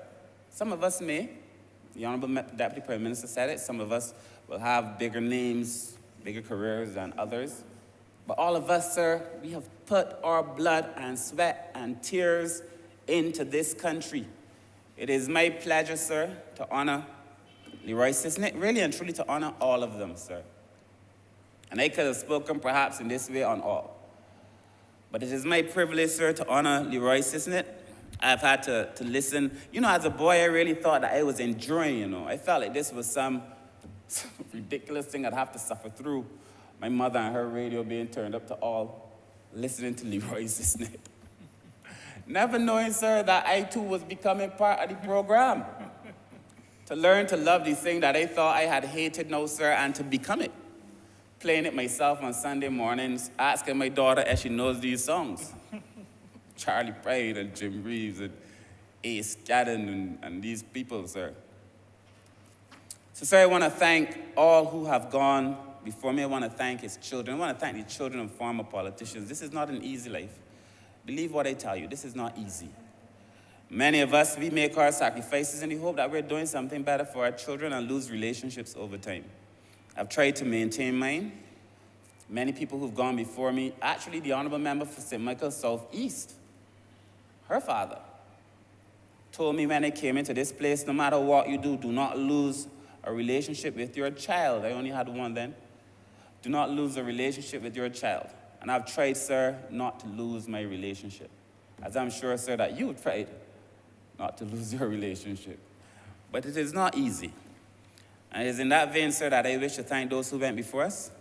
I really do thank Leroy Sisnett for being an ordinary person who's gone on to do extraordinary things and never having to compromise himself along the way, to canvas as he knew, playing the music that he loved, to speak to people the way that he loves, sir. And that is all that we can be at the end of the day, sir, our authentic selves, in this life or in the next. So I wish to thank you, sir, for your time. Thank you. Honourable Member for Christchurch West. Thank you very much, Mr. Speaker. And first, let me give a special thank you for the opportunity to join this debate, partly because, Mr. Speaker, I know I was not in the lineup to speak now, but I am in the midst of estimates in the other place, and I begged your indulgence, and honourable members, please indulge me as I'm trying to do two things simultaneously. I'm being here, Senior Minister. I'm just trying to get two things done simultaneously because, as you know, in preparation for the estimates, it's a very, very busy time for the government. We're doing estimates, Prime Minister's office in the other place. And I beg leave to come and say a few words because I could not let this debate and this opportunity to speak on former members of Parliament go by without me saying a few words. And like the honourable member who just spoke, I too like to listen to music when I'm doing certain chores in the house. But I don't like the Charlie Pride. I'm a Bob Marley fan. And I especially like Buffalo Soldier, even although I don't have any dreadlocks, Mr. Speaker. It is certainly all of Bob Marley's songs touch me in a special way because he tells of the struggle. He tells of the difficulties. He talks of how hard things can be. And to my mind, it not only it transcends what he speaks about, not only in life in Jamaica or in life as a black person in this world, but also life and how difficult life can be in the politics of these countries. Politics in the Caribbean and politicians, when they get involved, is nothing like politics in the first world. Everybody expects everything from you all the time in politics in the Caribbean, in small islands like this. A few days ago, Sunday actually, I had a call from a mayor in a small town in Canada who's recently been elected. And she wanted to understand and learn about the housing programs that we're doing in Barbados. And she was amazed at what we were doing. And it only goes to show how important the work that politicians do. And these men that we're honoring today, who have passed, each in their way have made a tremendous contribution to this country. All of them. Sweet boy Leroy. I can hear him on the radio now. I can hear his voice as we say his name. But I want to make special mention of one who touched my life, and that's Sir Maurice King. First, let me say, Mr. Speaker, that Sir Maurice King, a lot of people may not know, but Sir Maurice King actually ran in Christchurch West, the constituency that I now represent. And first, let me say that people often run for the first time. They don't often win. You, Mr. Speaker, would know that well. And others in this honourable chamber would know, from the Prime Minister back down. People who run do not often win the first time. They do not, because you're now learning the ropes. In 1971, we moved from what was called double-member to single-member constituencies, and Christchurch West was created. At that time, there were two young men, two eminent lawyers, both running for the first time, and who decided that they would pit themselves against each other. And of course, in our game, there must be a winner and a loser. And in Christchurch West, as I have heard Sir Henry Ford say many, many times, that his most formidable opponent that he had ever run against was Sir Maurice King. And the record goes to show it. And let me explain why. In all of the history of Christchurch West, 1971, 1976, 1981, 1986, 1984, 1991, and so on and on. No other person has gotten in the percentages of the high 40s for the other side like Sir Maurice King. Sir Maurice King ran in Christchurch West and came within 166, I believe, votes to winning that constituency in Christchurch West. You know, after that first close run, Sir Henry Ford said he made sure that never again anybody would get that close to him. So in essence, Christchurch West owes it to Sir Maurice King to make sure and to give that impetus to Sir Henry Ford, and by extension to me, to make sure that any other person that comes will not even come close. Normally it is, when Sir Henry Ford was the MP, they used to get 30% and so on. Never up in the 40s like Sir Maurice got. And then with me, of course, it's the 20s, but I'm not speaking about myself, I'm gonna speak about the other side. More importantly, and Sir Henry Ford always told me, he said Sir Maurice was the most formidable opponent, and I'll tell you why.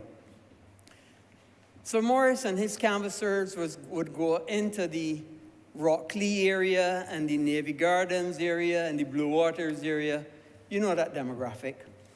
And he would tell, or they would tell the people, man, don't worry about that Henry Ford guy. He's black power, man. Don't give him the chance at all. He's black power. And of course, the people would be concerned because at that time, black power was a big negative in the country. And then they would go into the Fords Road area, and it wasn't much of Bonnet's area, but the Fords Road area and the St. Matthias area and so on, and say, don't worry about him. He only let people in Rockley and Blue Waters and so on. So what he did is he played to the audience, and he was master at that. And I understand even in his legal profession, he had a capable ability to play to the audience in the particular situation to be able to win them over. And that obviously was his strength. And in later years, Sir Maurice became my patient. This is a man that ran in the constituency that I now represent. He had great confidence in my ability to then present himself as a patient to me. And many, many times, while I was trying to do a procedure for him, in between the procedures, he would tell me stories about his political life. And how, he would often say that we are on different sides, but we're in the same club. We are on different sides, but we are in the same club. And that resonated with me. And funnily enough, Sir Louis told me the same thing. That even although somebody may be on the other side, they're not your enemy. We are all working to improve the people of this country. And that's what we're trying to do, irrespective of the side. Now, granted, one side may have one way of doing it, other side has a different way of doing it. Sometimes we come together, sometimes we don't. But we always understand that at the end of the day, the people matter most. There's no party paramountcy. It is Barbados first, and the people of Barbados first. The people first. I, like Sir Morris, serve your God, serve your people, serve your country, serve your party, in that order, and not other way. And Sir Morris encouraged me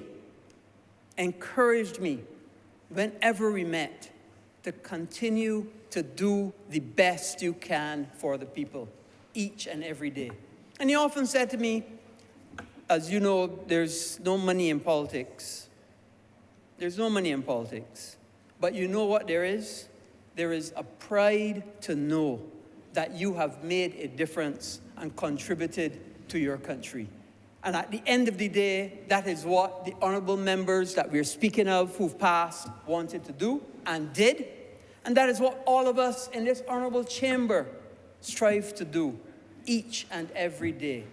Because when you go out there and you hear your constituents say, nobody in the house working, we can't get our light bill paid, we can't get our water bill paid. You know, Mr. Speaker, the Bible says, in whom much is given, much is expected. And we all in here have been given a lot. More so than money, we've been given opportunities. Opportunities to help your fellow man.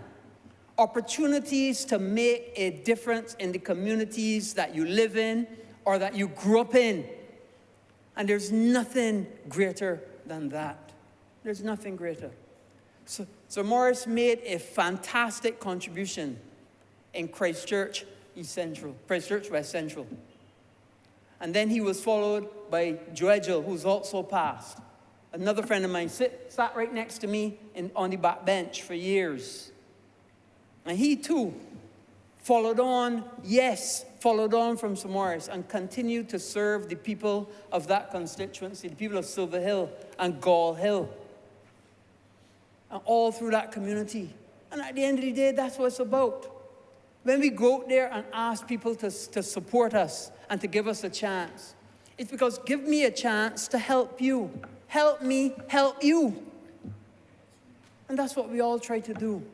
So I salute Sweet Boy Leroy Sisnett. I salute Mr. Warwick Franklin. I salute Sir Morris King. I salute Mr. Neblett, because I have been in this honourable chamber 2003, 2008 to 2013, and then the 2018, and then the 2022. So this is my 15th year in this chamber. I took 5 years out. I didn't think I'd be back here, but they asked me to come back, and I'm happy to continue to serve. And all of those men have given a tremendous part of their life. I heard the Honourable Member for St. Michael South saying it's very, very hard on families. It is tremendously hard on families. This job is tremendously hard on families. And when these gentlemen were members of Parliament, people would contact you, and I say all the time, people would contact you by phone, they would come to your office, maybe they would write a letter. Modern times, same as before, I get letters, I get phone, I get people coming to the office, but in addition to that, I get email, I get Instagram, I get Facebook, I get WhatsApp, I get voice notes, and voicemails. All of those we're expected to respond to. And we have to. Because you know what? Those are the people that you are there representing, and everybody has a perspective. And what I do, if nothing else, I respond to every single person that reaches out to me. Not to mention all of my colleagues as well who reach out. And it's a different ball than what it was then. So it's even harder on families.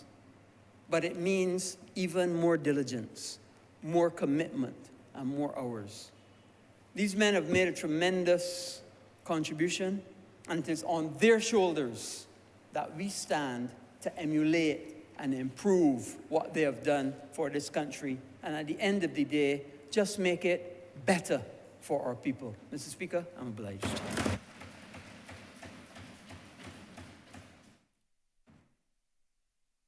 Honourable Member St. Andrew.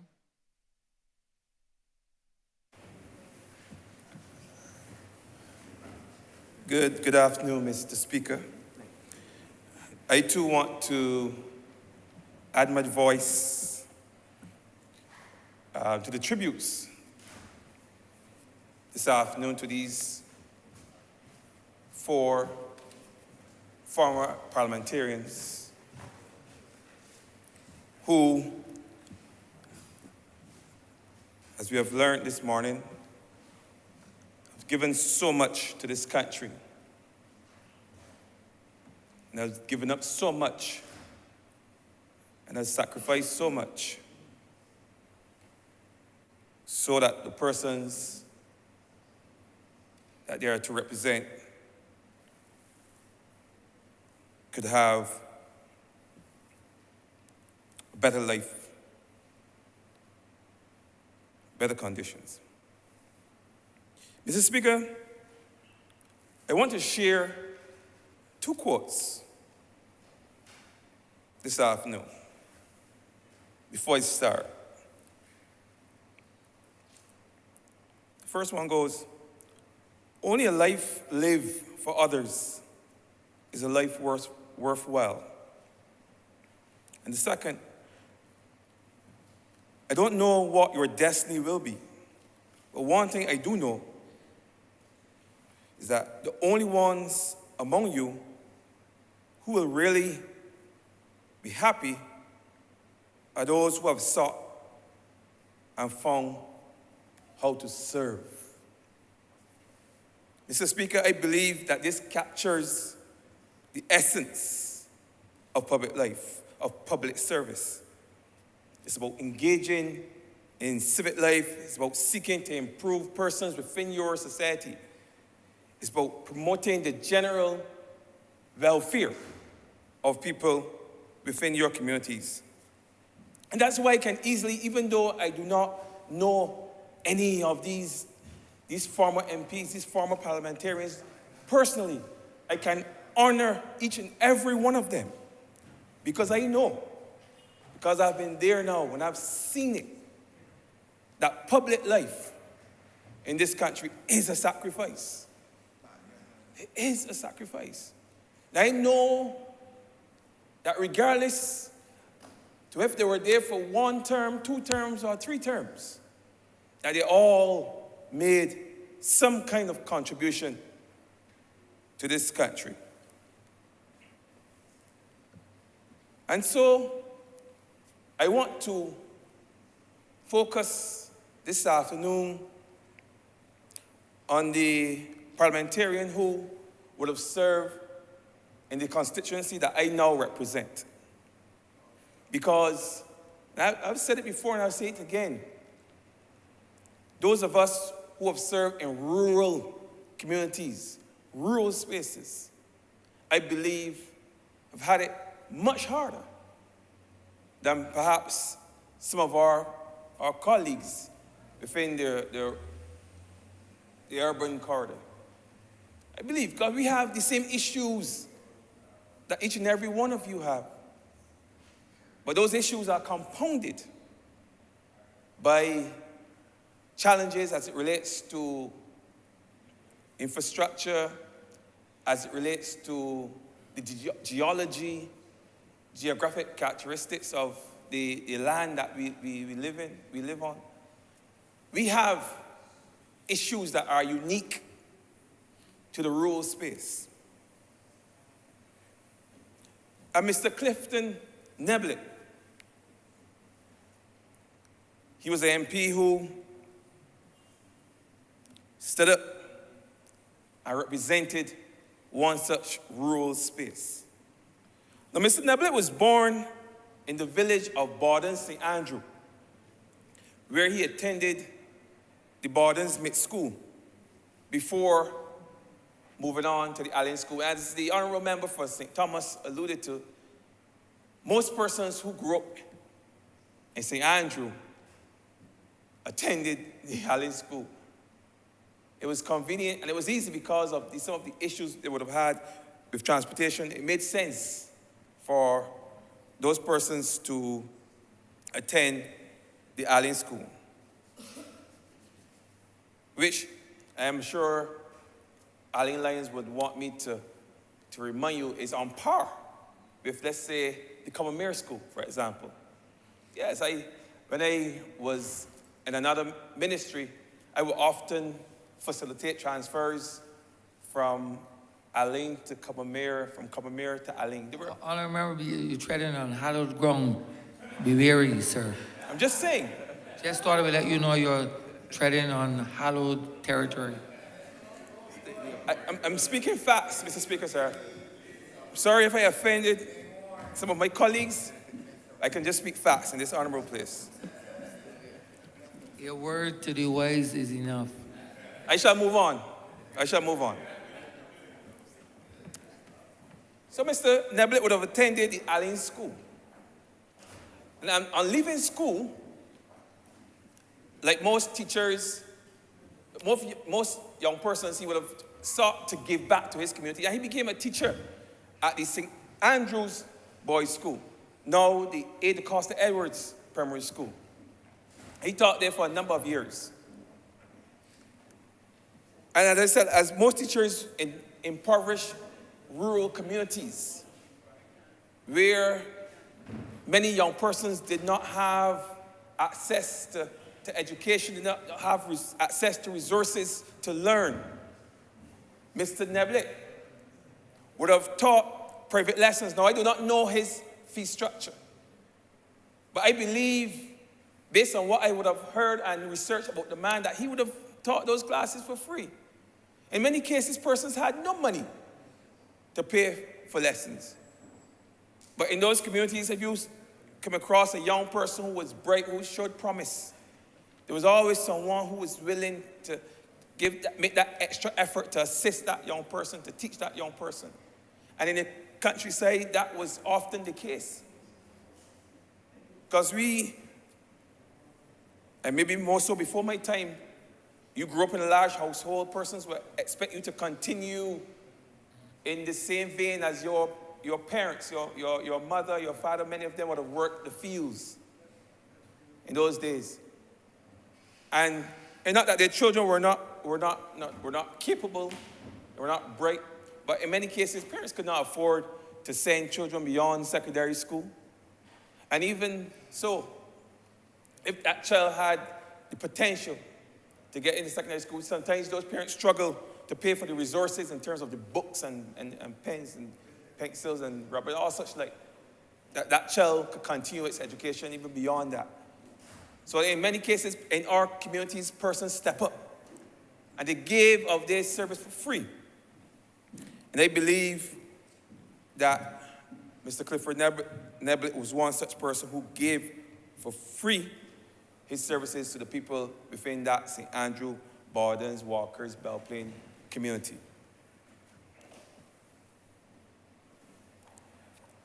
As we heard earlier this morning,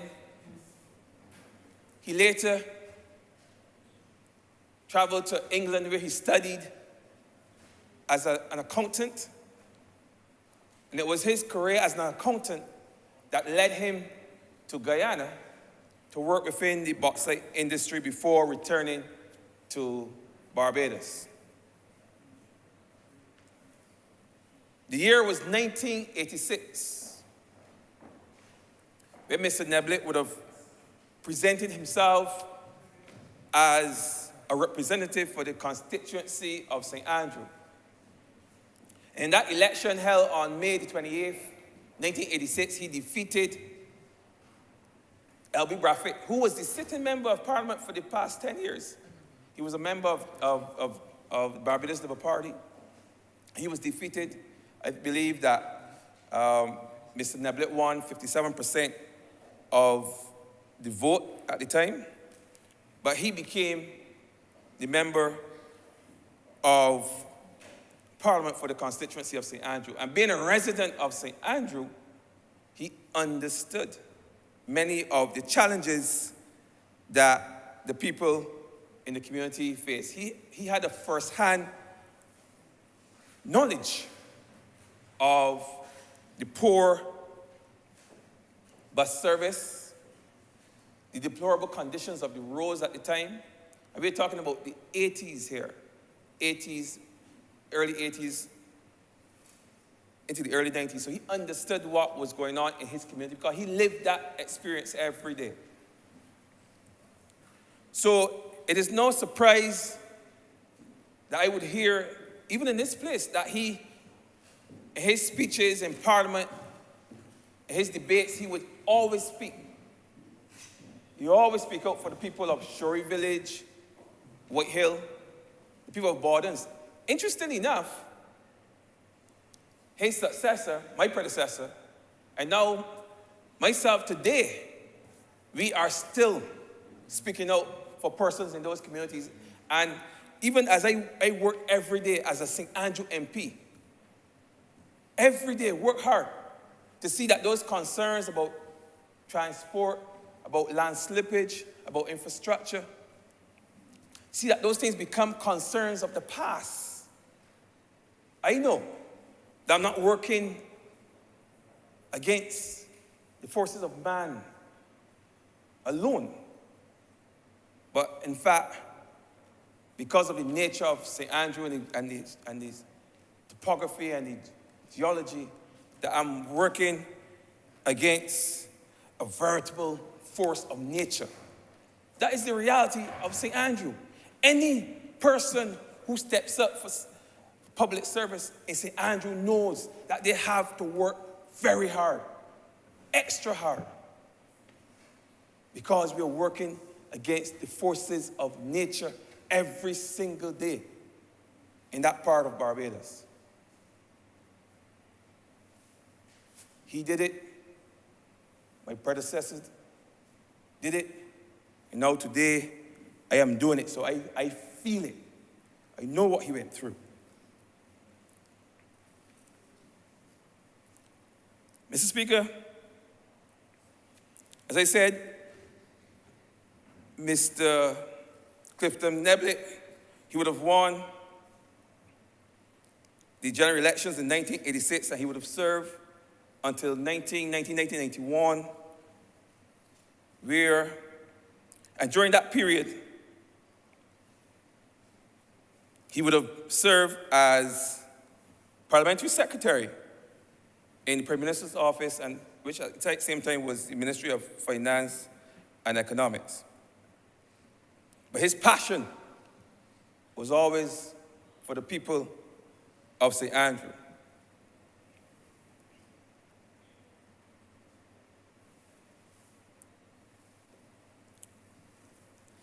Now,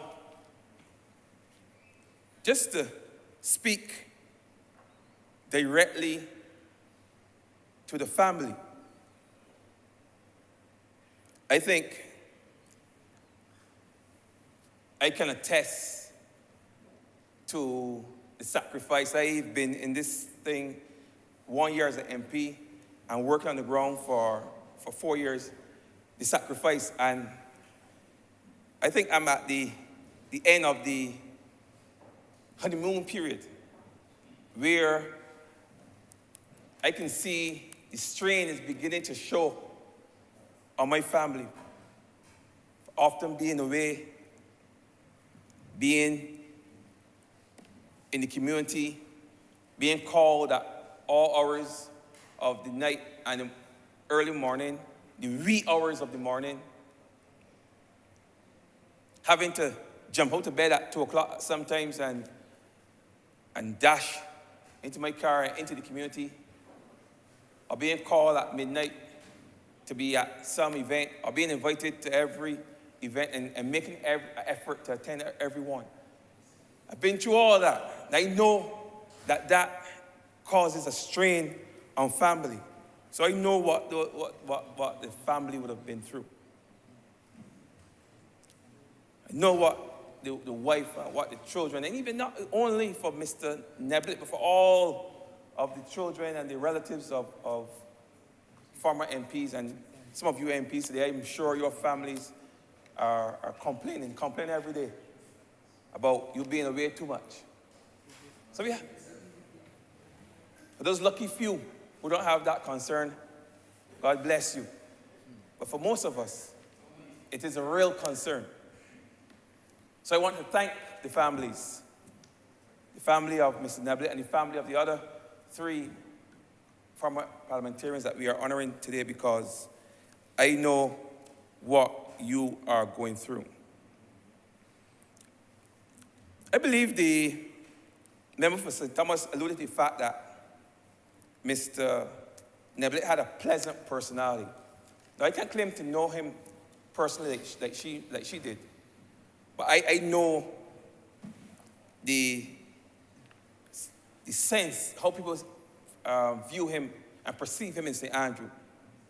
And in St. Andrew, there was never a culture of political violence, issues as it relates to mudslinging. That has never been a feature or a characteristic of politics in St. Andrew.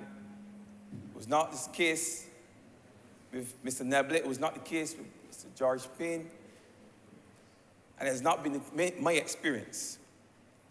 My experience, as I traversed the different communities of St. Andrew, was that those MPs who stood up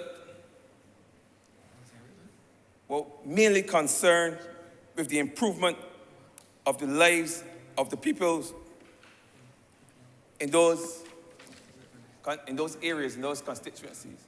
And they've always shown a level of passion that's second to none across Barbados.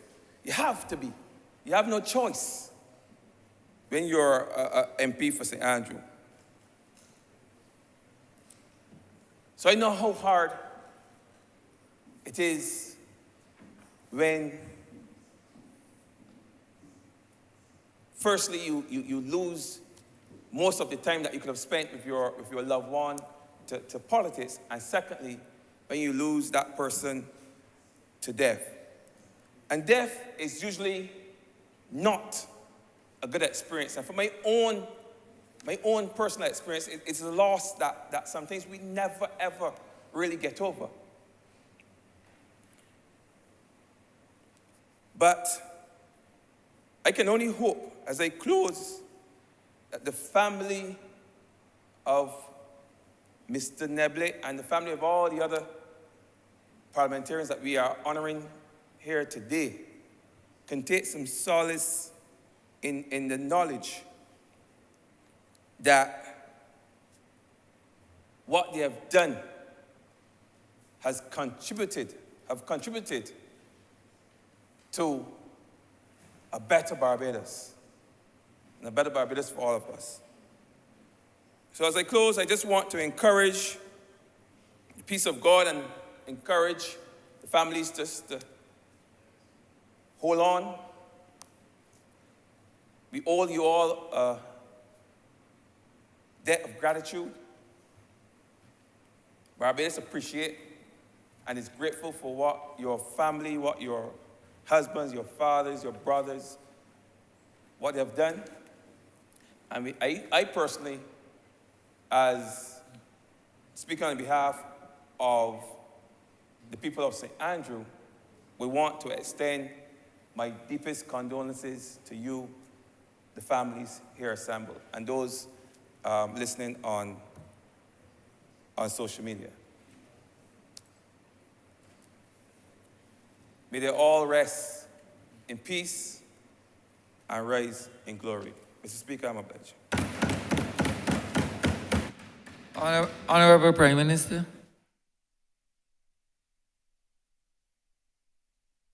In this debate and to pay tribute to 4 former members of this Honourable House of Assembly and who have served as representatives of the people of this land. Obviously, there are some who I know better than I knew others, because in almost every instance, they served in a parliament that preceded my own membership of this, the Honourable House of Assembly, with respect to me being a member of the House, but there was an overlap with me being a member of the Senate between 1991 and 1994, and hence I can say that I served in the same parliament as some of them as a result. Sir, this is first and foremost, I want to say to the families that we extend our apologies for the tributes being as delayed as they have been. COVID has not been easy for us to manage, and we knew from interaction with some of you that there was a preference for us not to do it when we were operating in the COVID environment. But we believe that it is important that this Honourable Chamber register its appreciation for the life, times, and contribution of each of them. I perhaps knew best Sir Maurice King, who I've known virtually my whole life, and who, in spite of the political differences belonging to different political parties, there was never any further difference with respect to manner in which he dealt with you, with respect very often even to the philosophy that we shared for the policies and programs for the development of this nation, and that which he would have undertaken as Attorney General of this country. The truth is that when my father served as Consul General in New York, Sir Maurice was Ambassador to the United States of America, and that is my earliest memory of him as a child then. It is significant for me, and I say this for the benefit of those who are younger in this chamber, that when I first served as a Member of Parliament in this Honourable Chamber, while Sir Maurice had retired recently from public life, he was available to each and every one of us as young members, irrespective of the political party that we were in. I can say so also about Sir Warwick, but I'll come to that shortly. In addition, Sir Maurice served and assisted us, and that is why I smile when I hear people comment about this government's use of persons, even if they are not of the same political affiliation as we are, as I am, because that is the tradition of this country. In those early days, between 1994 to 1999, Sir Maurice served as a member of the Constitutional Reform Commission, but he also served within CARICOM. With respect, it may seem to some who are young that Guyana only had problems with electoral matters recently, but Guyana's difficulties with electoral matters go way back. And in the 1990s, I think it was around 1997 or so, Sir Maurice also played a critical role on behalf of our nation in the resolution of the Guyanese electoral difficulties of that time. I can even point to Sir Branford's participation in the effort to make Sir George Allen Director General of the Pan American Health Organization.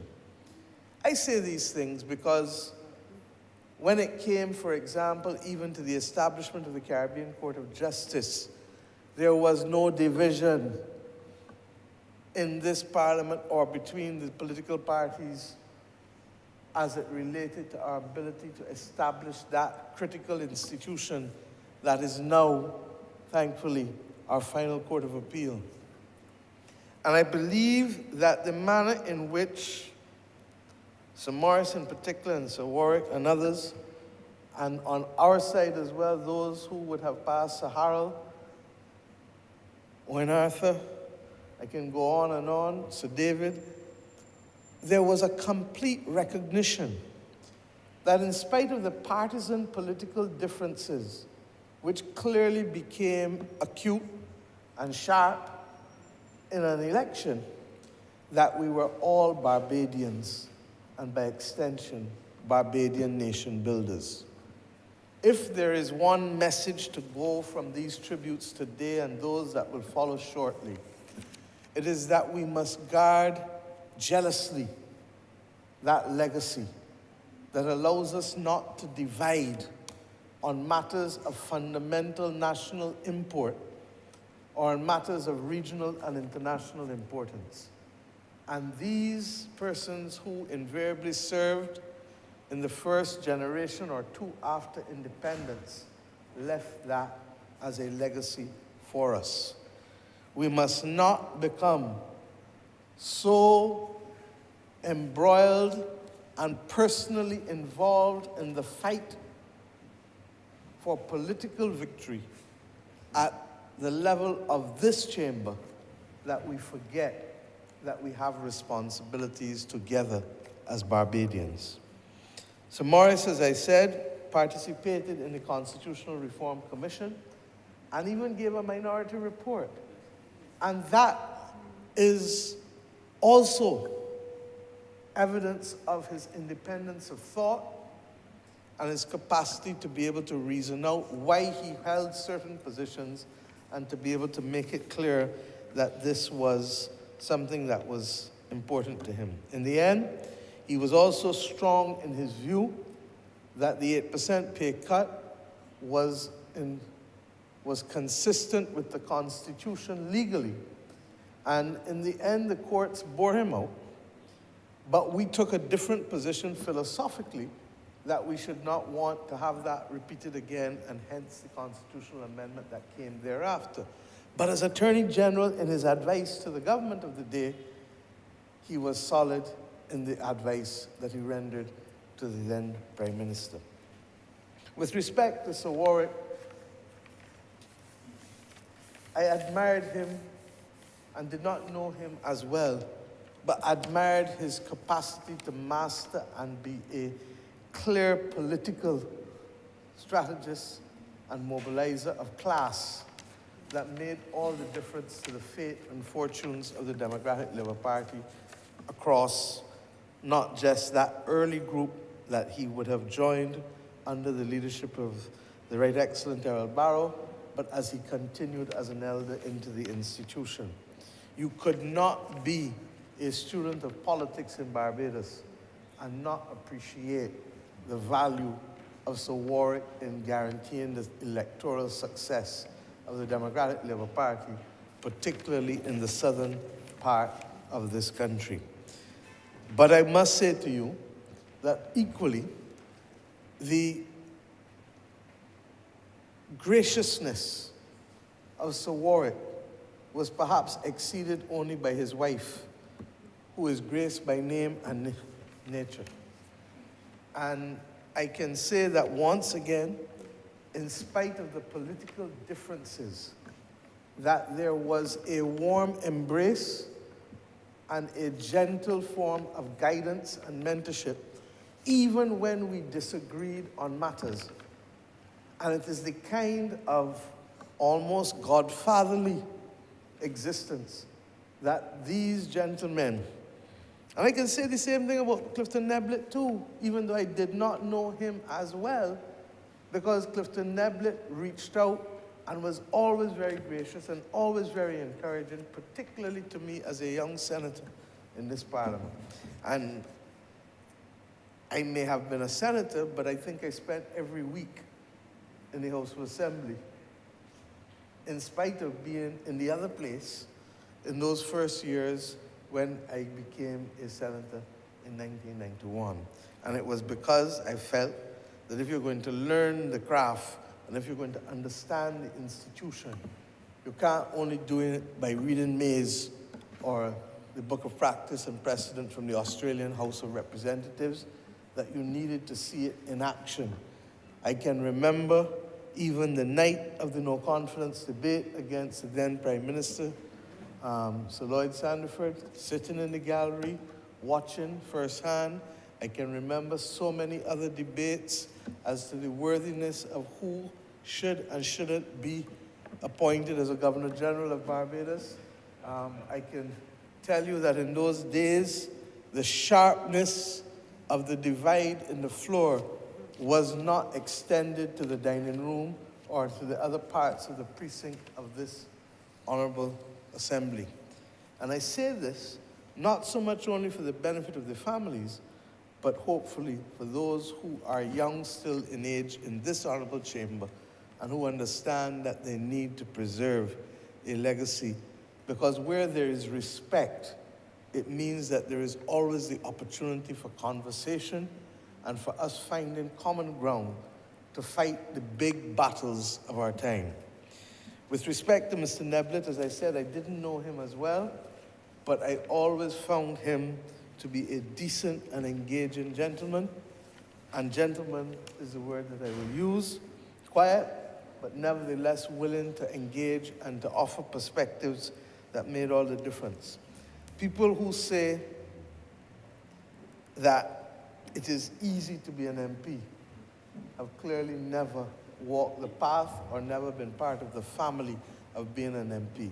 It is ironic that most members of Parliament children do not become members of Parliament.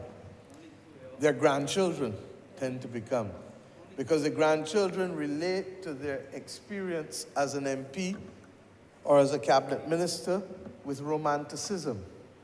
But the children relate to it with the bitterness of it. And in my case, my father stopped being a member of Parliament when I was 10 years old.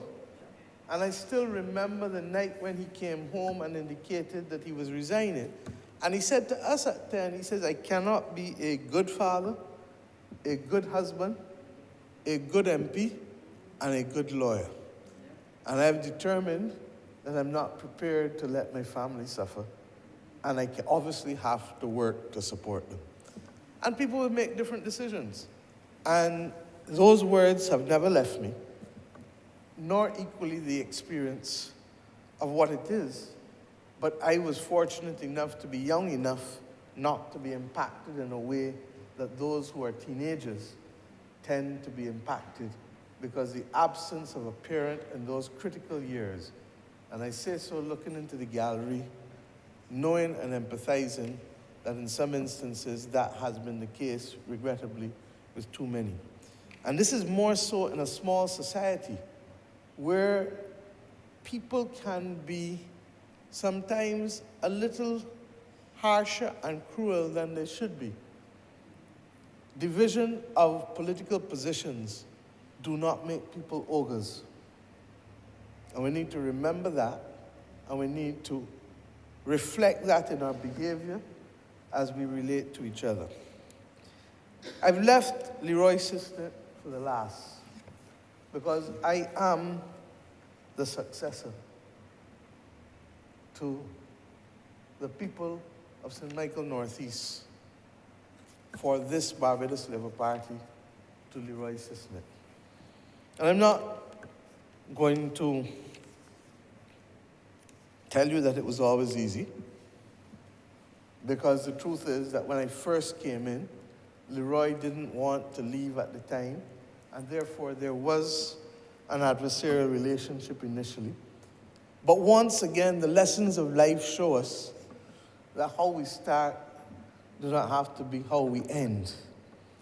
And I feel thanks that both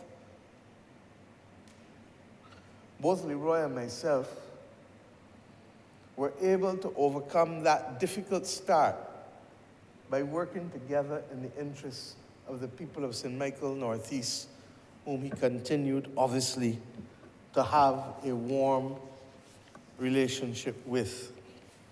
Indeed, there are some people now, I still remember going in Exchange Hill as a young candidate and going, there Gwen Wilkinson is now passed as well, and going by Ms. Wilkinson's house. And Ms. Wilkinson said, don't come. Don't even bother to come. Stand out there in the front road.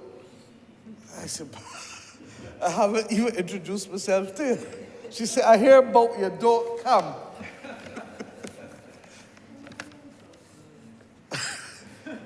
Most of you should relate to it in some manner, form, or fashion. But the same Gwen Wilkinson was also responsible for bridging the gap between me and Leroy. And I say these things because when I talk to the country, as I did at the beginning of this year, and say that we need to understand how to manage conflict, or as I did yesterday in the address at Community College in the ADR mediation session, I genuinely mean it. Because life does not come to us in a straight line. And there are weeks or months or years when you will be good with people and then you have conflict and then you manage the conflict and you come back in.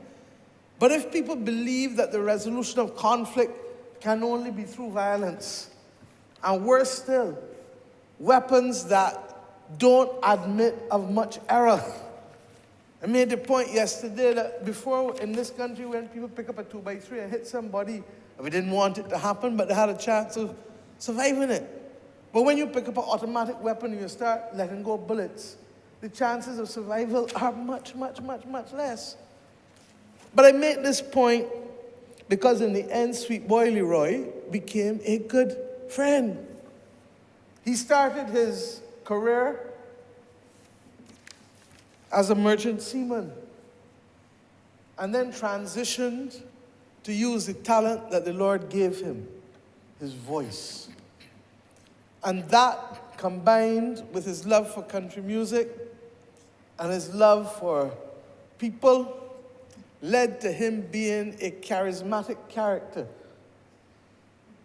Sweet boy Leroy. I'm told that the name came from St. Lucia. A lady listener in St. Lucia. I've never been able to verify it. But once again, it is why we've said to the people that even as we look at the adjustment for the Caribbean Broadcasting Corporation, we cannot give up the AM service because the AM service is actually what connects the entire Eastern Caribbean in the event of a major catastrophe or climate crisis. But Leroy had a following throughout the Eastern Caribbean as a result of that. And that following led to him being also seen as a major, major influencer in the early 70s, such that he was approached by the Barbados Labour Party to carry the mantle for them in his hometown. He was a Bush Hall man, born and bred. And I therefore say to you that when it was clear that he would no longer be in active politics, we had a conversation, and the then Prime Minister, Mr. Owen Arthur, asked him then to serve at the Bridgetown port to help us build out the cruise sector. And he continued doing that for some time when we were last in office. To his wife, Marvo, and to his children, Ryan and Gia, I really want to say on behalf not now only of the Barbados Labour Party, but of the people of St. Michael Northeast, that know that your father made a difference to the quality of life of many. And while there are one or two parts of the community that have gone, in fact, Mr. Speaker, you have the part that he had down in Accommodation Road, and therefore you can attest when I say that there are still people like Jean Christian and others who talk about Leroy even today. And that tells you, and I'm sure that if we go in St. Philip, North, and if we're going Christchurch, West Central, and we heard just now from the last speaker in St. Andrew, that you do not serve, even if it is only for one term, but for those who have served for multiple terms, without making an impact on the quality of lives of the people who you represent. And we must never get so blinded by the partisanship that is necessary in this Westminster system that we forget that we serve a common cause. To the families in particular, I say thank you. Thank you for your sacrifice. Thank you for your understanding. Thank you for your adjustment.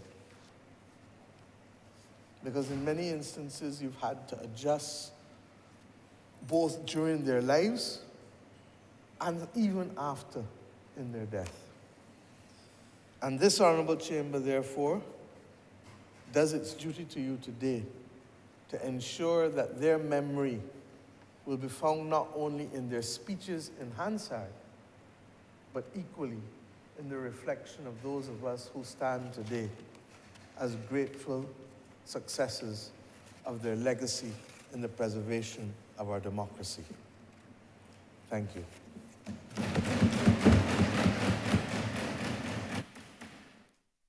Honourable Member for St. Philip North. Thank you, Mr. Speaker. I am sure you meant St. Philip South, but given the fact that the honourable gentleman that I am about to pay tribute to is from St. Philip North, I concur for the moment. Mr. Speaker, I wish, first of all, to join all of my colleagues in paying tribute to these four honourable gentlemen who would have served in this honourable chamber. And I equally wish to join all of those who spoke before me in wishing all Barbadians a Happy New Year, particularly those in St. Philip South, Mr. Speaker.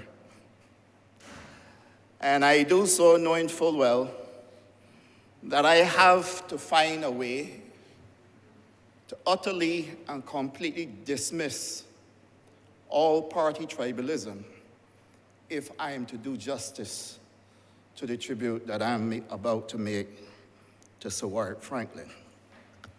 Sean, you and I would have rubbed shoulders on many occasions, not politically, socially, and I am sure those moments we shared are a reflection of how we can keep our politics out of our lives and maintain friendships.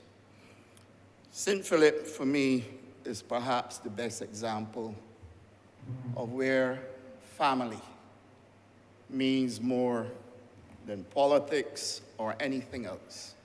As a matter of fact, the fact that I constantly repeat that we are the first republic makes it even more telling as far as how we feel about family. The doctrine, touch one, touch all, would have been started, first of all, with Nanny Gregg, and then the Honourable Bussa, where we have demonstrated clearly that we are a people who stand by each other.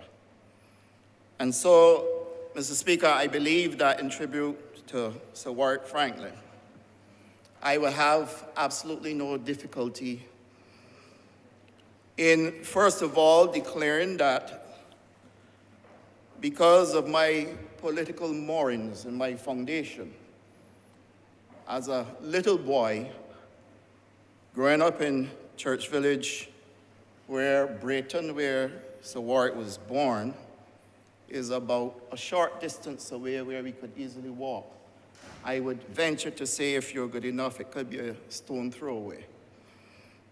But the connectivity between Brayton, Ebenezer, Church Village, Clifden, gave us a nucleus of friendship and family, knowing that Church Village itself Sir Warwick would have connected his roots through his brother Valon, who, being identical twins, it always made it difficult for me to tell which is which, but I interacted with both. And to be very honest with you, I found both of them to be absolutely great gentlemen. And at the time when Warwick contested the election in St. Philip North, our politics was such that if you supported a party, that is what you did. Because we had just come out of the double-member construct. And in 1971, when David Simmons contested the election, at the time against Neville Maxwell, we do recall that he didn't do very well. Similarly, even though I managed to get up to close to 2,000 votes in 2013, I also didn't do very well against my opponent, who represented the Democratic Labour Party, Michael Ashley. But none of these things divided us. And one must ask the question, how is it that we can go through such robust politics, but still are able to maintain the commitment to the lives of the people of St. Philip and the people of Barbados by extension, by being able to set aside that which divides us to work towards the common good. And Mr. Speaker, I feel good to know that having seen these honorable gentlemen being able to settle their differences after leaving the political platform, I have never once heard David Simmons say anything untoward about Warwick Franklin. Equally, I have never heard Warwick Franklin say anything untoward about David Simmons. As a matter of fact, they would have criticized each other robustly on the platform, but they never descended to smut. Equally, I say the same about when Warwick ran. He was the incumbent to Cappy Greenwich. And, you know, he never once descended to smut. Neither did Cappy. So that I believe, sir, that in paying tribute to Sir Warwick Franklin, Sir Warwick Orlando Franklin, a product of Brayton and Church Village, a product, I will say, parish land, a product of being one of the first residents close to the blacksmith shop, the one we had in St. Philip, that I'm guided by a note that I received one morning around 4:30. Someone wishing me good morning sent what they call, something called Japanese wisdom. And it said, and I quote, "If it is not yours, don't take it. If it is not right, don't do it. If it is not true, don't say it.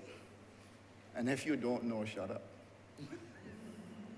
And for me, Mr. Speaker, sir, that is perhaps the greatest way I can remember Sir Warwick Franklin. One who maintained at his core the level of respect and decency, to not venture near saying things that he didn't know about, to not venture near speaking untruths about his opponents, to not seeking to do things that are not right, even though in the political class we get accused of all kinds of things, and to not taking that which is not his. I strongly believe that such values, sir, should go a long way in reminding us that our call to duty is such that we should always remember those core values and make sure, just like he did, we can traverse our constituency, serve in this honorable chamber, Mr. Speaker, and indeed in cabinet with the highest level of honor and respect that those who follow us would want to do just as I am doing, being proud to support and pay tribute to someone who is from the other side of the political divide. Mr. Speaker, Sir Warwick Franklin came to Clifden in 1976 after he had lost the by-election to David Simmons, now Sir David Simmons. And I remember a set of us were pitching marbles. I think we were pitching something called Killer. And anybody remember the Killer? Yes. We were pitching something called Killer.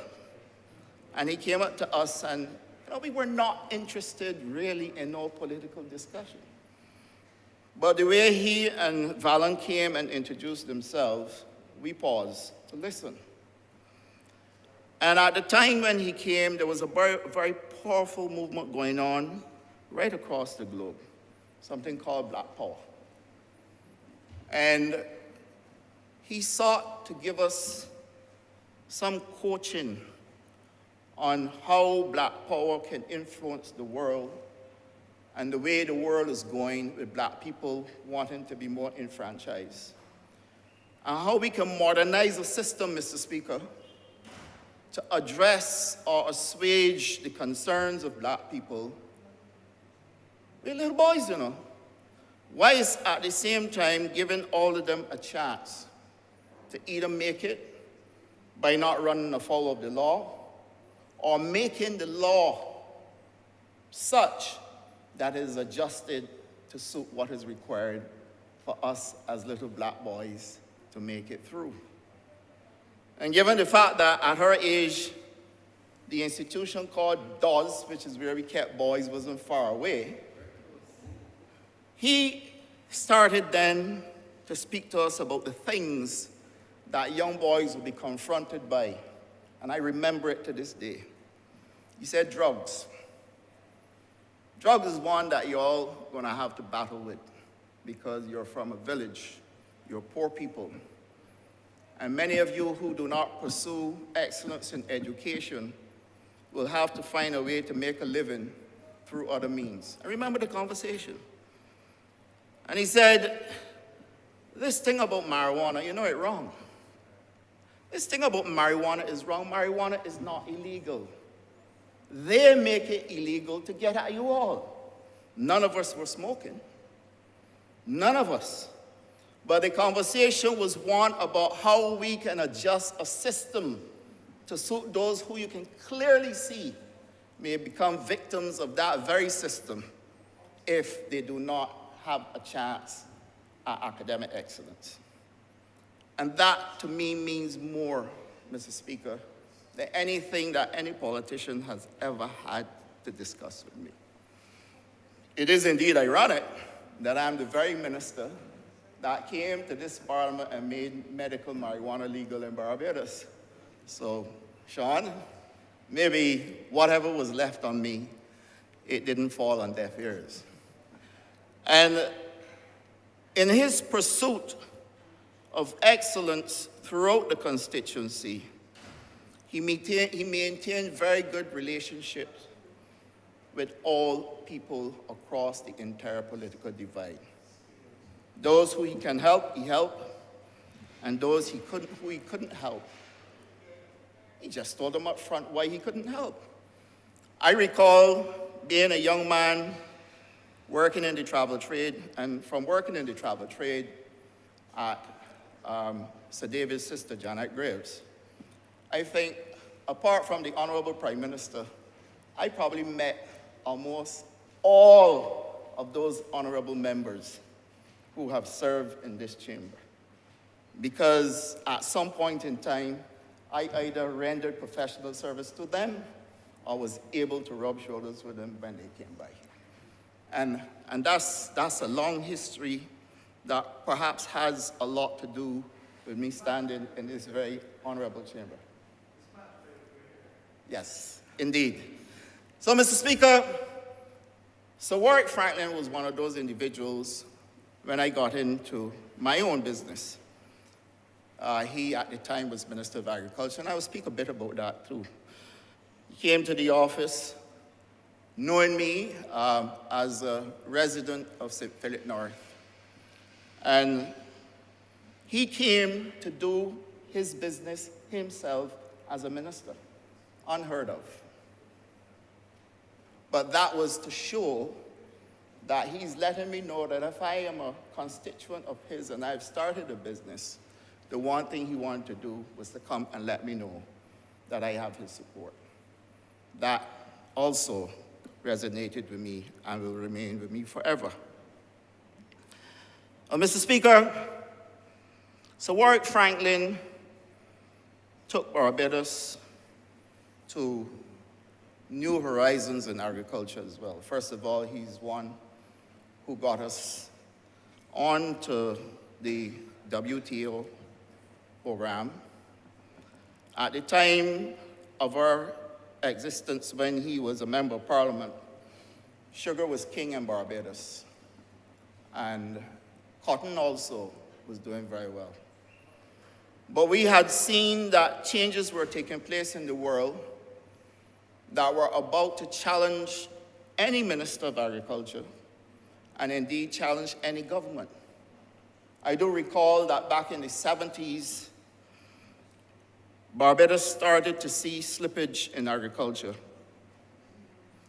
And that when Sir Warwick became the Minister of Agriculture somewhere around 1986, I believe, because he served for 5 years before being a minister, that he then had to deal with the challenges that came out of Lomé.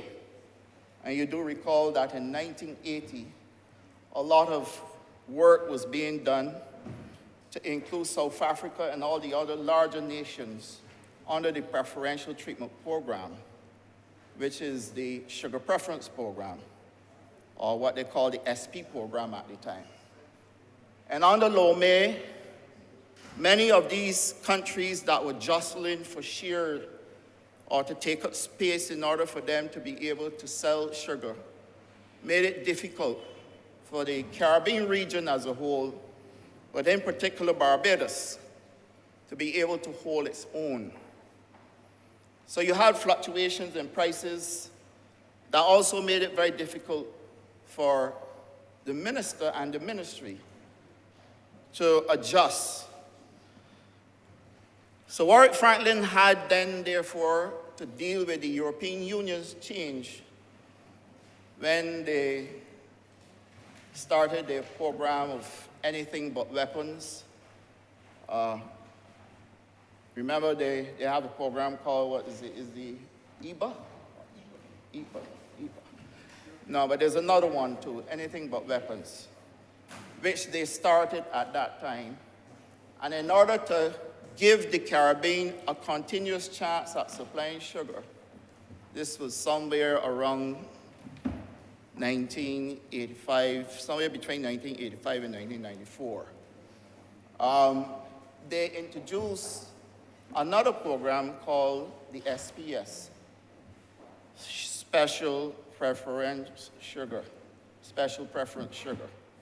And at that time, Barbados was able to fit in to enjoy the special treatment. But what was happening also is that we started to see a decline, because it was not now only just about guaranteeing a price. The real albatross was being able to maintain your quotas. And whilst it is true that they could not change the price, you had to maintain your quota, or else it would be passed to South Africa on one of those. And that is where we suffered, Mr. Speaker, sir, because we started to see declines. And so Warwick had to deal with those challenges. It therefore meant then that we had to develop a cotton industry at a very rapid rate. And he saw cotton peak between 1985 and 1994, the levels that we don't see anymore, and perhaps would take a lot of work for us to get back there. So, Mr. Speaker, he also served in making sure our cottage industries were developed. Pepper sauce and Morby and those types of things. People getting into business through the cottage industry. He also served as Minister of Agriculture to see those things develop. Mr. Speaker, I recall perhaps, and I am coming to the end now because I recognize the time. Mr. Speaker, I recall the election that perhaps was the most challenging for him, the one in 1994. That election was extremely robust. It was an election that, though I will not venture to repeat some of the stuff that was mentioned on the platform, I too have been the subject of similar criticism in my very first 2 years as a minister. And it is unfortunate that things are done to people who put their life into serving people in this country, only to find out in the end that someone is waiting with a dagger to throw it in your back. And that is not the way to thank people for serving this country. Too often, good men are destroyed by the rumors and propaganda of those who have never sought to bring proof to anything. And so, Mr. Speaker, I think that Sawarik handled that election in such a manner that he may be considered a true political hero in that he never descended again at that point in time to an all-time low. And I don't know the author, but I do know that another message was sent to me, as I often receive, that says, the true hero is one who conquers his own anger and hatred. I can imagine how angry he might have been at that time, and how he probably hated those who attacked him. But he maintained the dignity and honor that he have come to display in public life. And so therefore, Mr. Speaker, in remembering Sir Warwick Franklin, I would wish to invite for conversation some memory in St. Philip North to immortalize Sir Warwick Franklin. And I can think of none other than that stretch of road from 6 Roads to Braided Village. And if we can get that, Mr. Speaker, I believe we would have immortalized him the way he deserved. And Mr. Speaker, I'm obliged to you.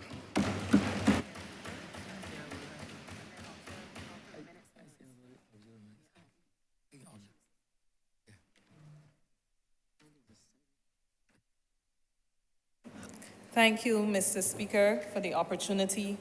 And I could not miss this opportunity to stand here and say thank you. Thank you to all the families represented here today within this chamber and who are no doubt following us online. Thank you. I join with my other colleagues in saying to you on behalf of the sacrifice that we all recognize is not only the person who is in active service, but all their family members.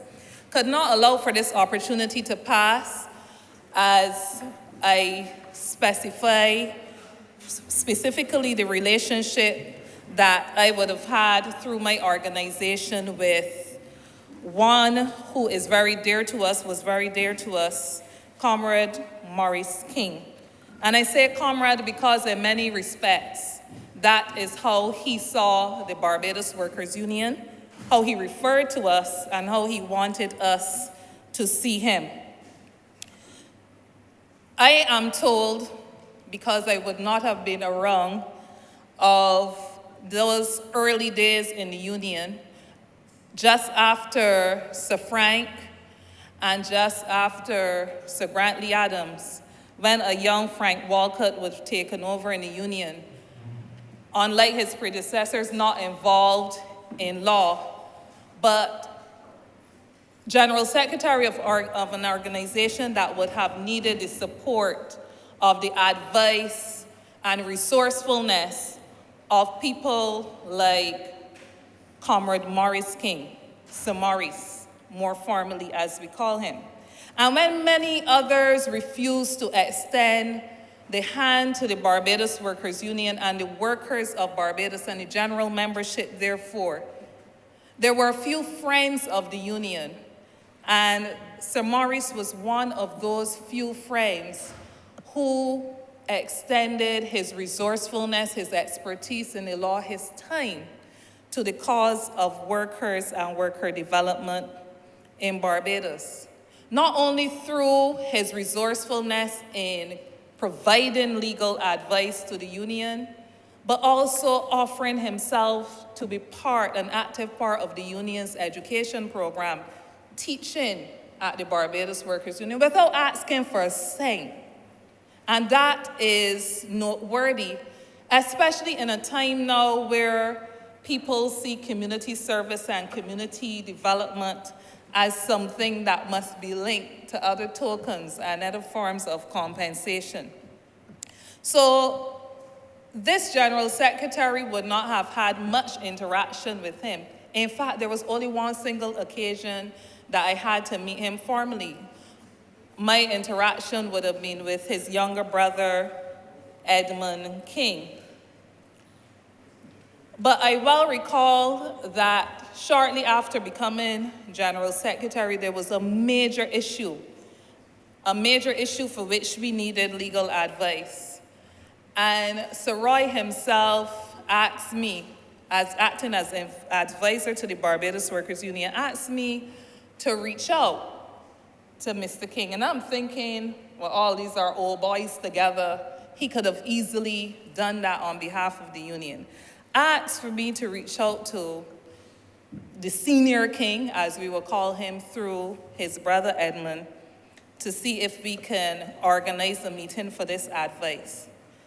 The senior King, Comrade Maurice King, unhesitatingly agreed. But not only agreed to assist, but he came down, a man who was already in retirement pretty much from his legal work, came down to the Barbados Workers Union to meet with me and go through the issues because he would have had the history of the issues. That spoke volumes because it speaks humility and it speaks the largeness of the person. And in that very small token way, outside of the very valuable advice which was given on that occasion, it also served as an example to me of not only how we must see ourselves, but how we must view others.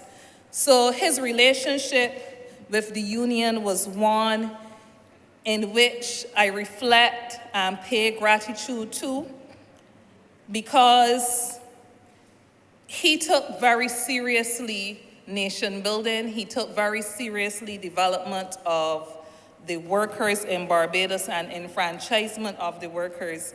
And his was not an interaction, and I stress, where his contribution to our cause was tied in any way to the timeliness of an invoice. But his was one in which he genuinely committed, irrespective of whether or not the union could pay. And there were those times when the union was not in a position that it was able to meet any consideration for the advice that would be given. And so in a very special way, I could not let this moment pass without making a very brief submission, where on behalf of an organization that is 81 years old and for whom we would have benefited from his advice for more than half of that time, could not allow this opportunity to pass without formally saying to the members of his family how immensely grateful we are for the contribution that he's made, and without taking note of the fact that a lot of what we have been able to do in terms of our education, launching our facility at Mangrove, in terms of our investments on behalf of workers that we have made, a lot of the foundations that the union now stands on had to do with the tremendous effort and sacrifice, personal sacrifice, that he undertook to give to an institution that needed to benefit from his assistance at a time that he was willing, among few, to offer it. And again, I just want to say thank you, and thank you, Mr. Speaker, for allowing me to make this formal gesture on behalf of the Executive Council of the Barbados Workers Union.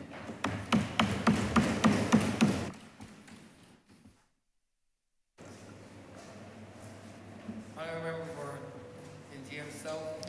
Thank you very much, Mr. Speaker, and I'll be very brief. My colleagues have spoken so glowingly of the 4 parliamentary representatives that have made a difference to Barbados. And I rise to say to you, thank you, because I know of the sacrifice. But I also know that in making such a sacrifice, that they count it a privilege, as we do, to be able to serve our country and to be able to serve our fellow man. The one thing I want to leave with you is this, that they will live forever. Because when you impart into the lives of people, when you bring change and transformation, you live on in their lives and in their children's lives. And I particularly want to single out Mr. Leroy Cisnet. He was my constituent, and I want to express my gratitude for all that he meant on radio. It's one of the places where we share a common experience. I too was a broadcaster, but I know that Mr. Cisnet was extraordinary because it takes a certain quality of character to be able to reach through the airwaves, to touch the lives and the hearts and the emotions of people and give them a point of focus to get away from the pain that they might be experiencing or the stress that they might be experiencing. Every broadcaster does not have that. Leroy Cisnet did. And because of that, he was able to transform and lift a country whenever he took to the airwaves, indeed, as was said, across the region. So again, on behalf of St. James South, I extend my condolences to you, and on behalf of this Parliament, country, to all of the MPs, and may God bless each and every one of you.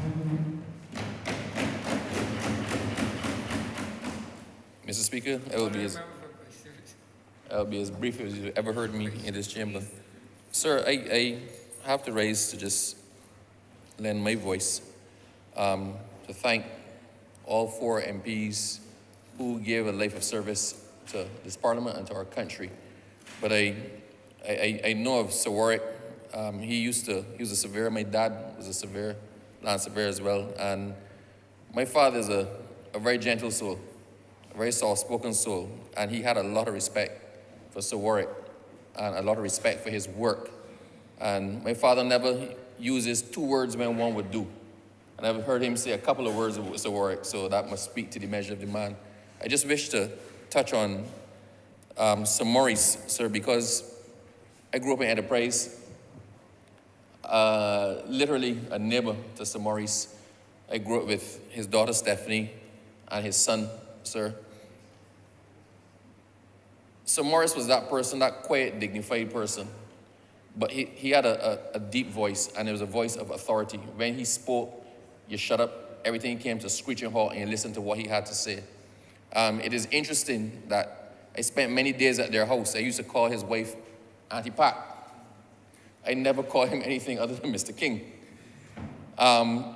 Sir, as a lawyer and a parliamentarian, as a minister, at one point in time, the fact that he has left this place, and by this place, I mean this place and this place generally, with both his reputation, his integrity intact, says a lot, and it says all.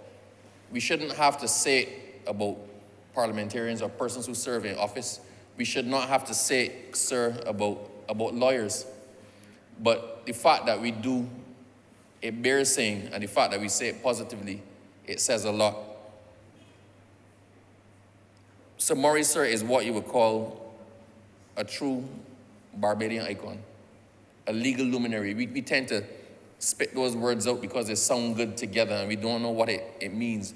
A legal luminary to me, sir, is someone who is well versed in the law, whose voice carries the weight and authority of the law, who is knowledgeable about the law, and who knows how to apply the law, and someone whose position on the law is respected above all others. I think he falls squarely within that.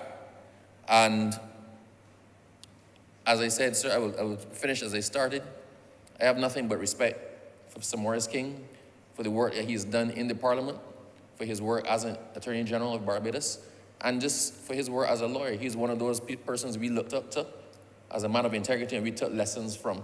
So as an example of what a parliamentarian and an AG and a father and a lawyer should be, sir, I hold him in the highest esteem.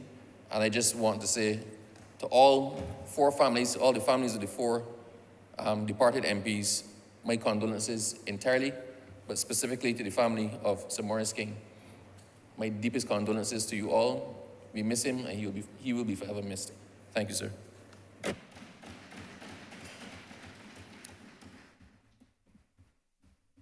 As Speaker, I come at the last.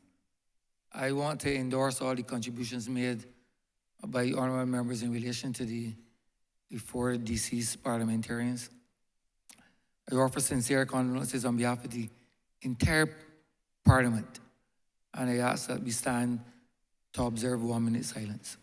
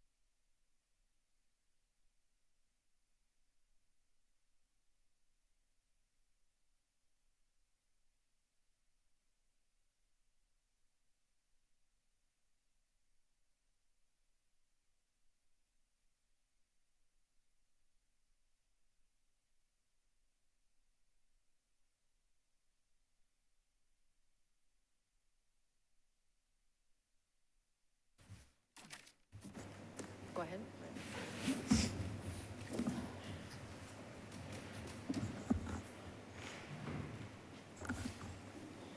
Honourable Leader of Government Business. Thank you, Mr. Speaker. I want to recognize the presence of the Canadian Senator, the Honourable Rosa Galvez, President of the Parliamericas Parliamentary Rethink on Climate Change, and a Fellow of the Board of Directors as well, who's with us today. Thank you, Mr. Speaker. With that, I beg to move the adjournment of the House until, suspension until, you're getting excited, until 3:30 p.m. Before we suspend for lunch, I also wish to acknowledge the presence of Miss Beryl Bridgman, who was our latest centenarian who reached the grand old age of 100 on the 27th day of December, 2022. May you continue to live many more years, Miss Bridgman.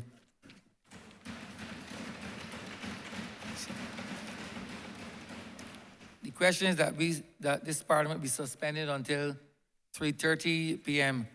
All those honourable members in favour, please say aye. Those against, please say no. Me think the ayes have it. This honourable chair must stand suspended until 3:30 p.m.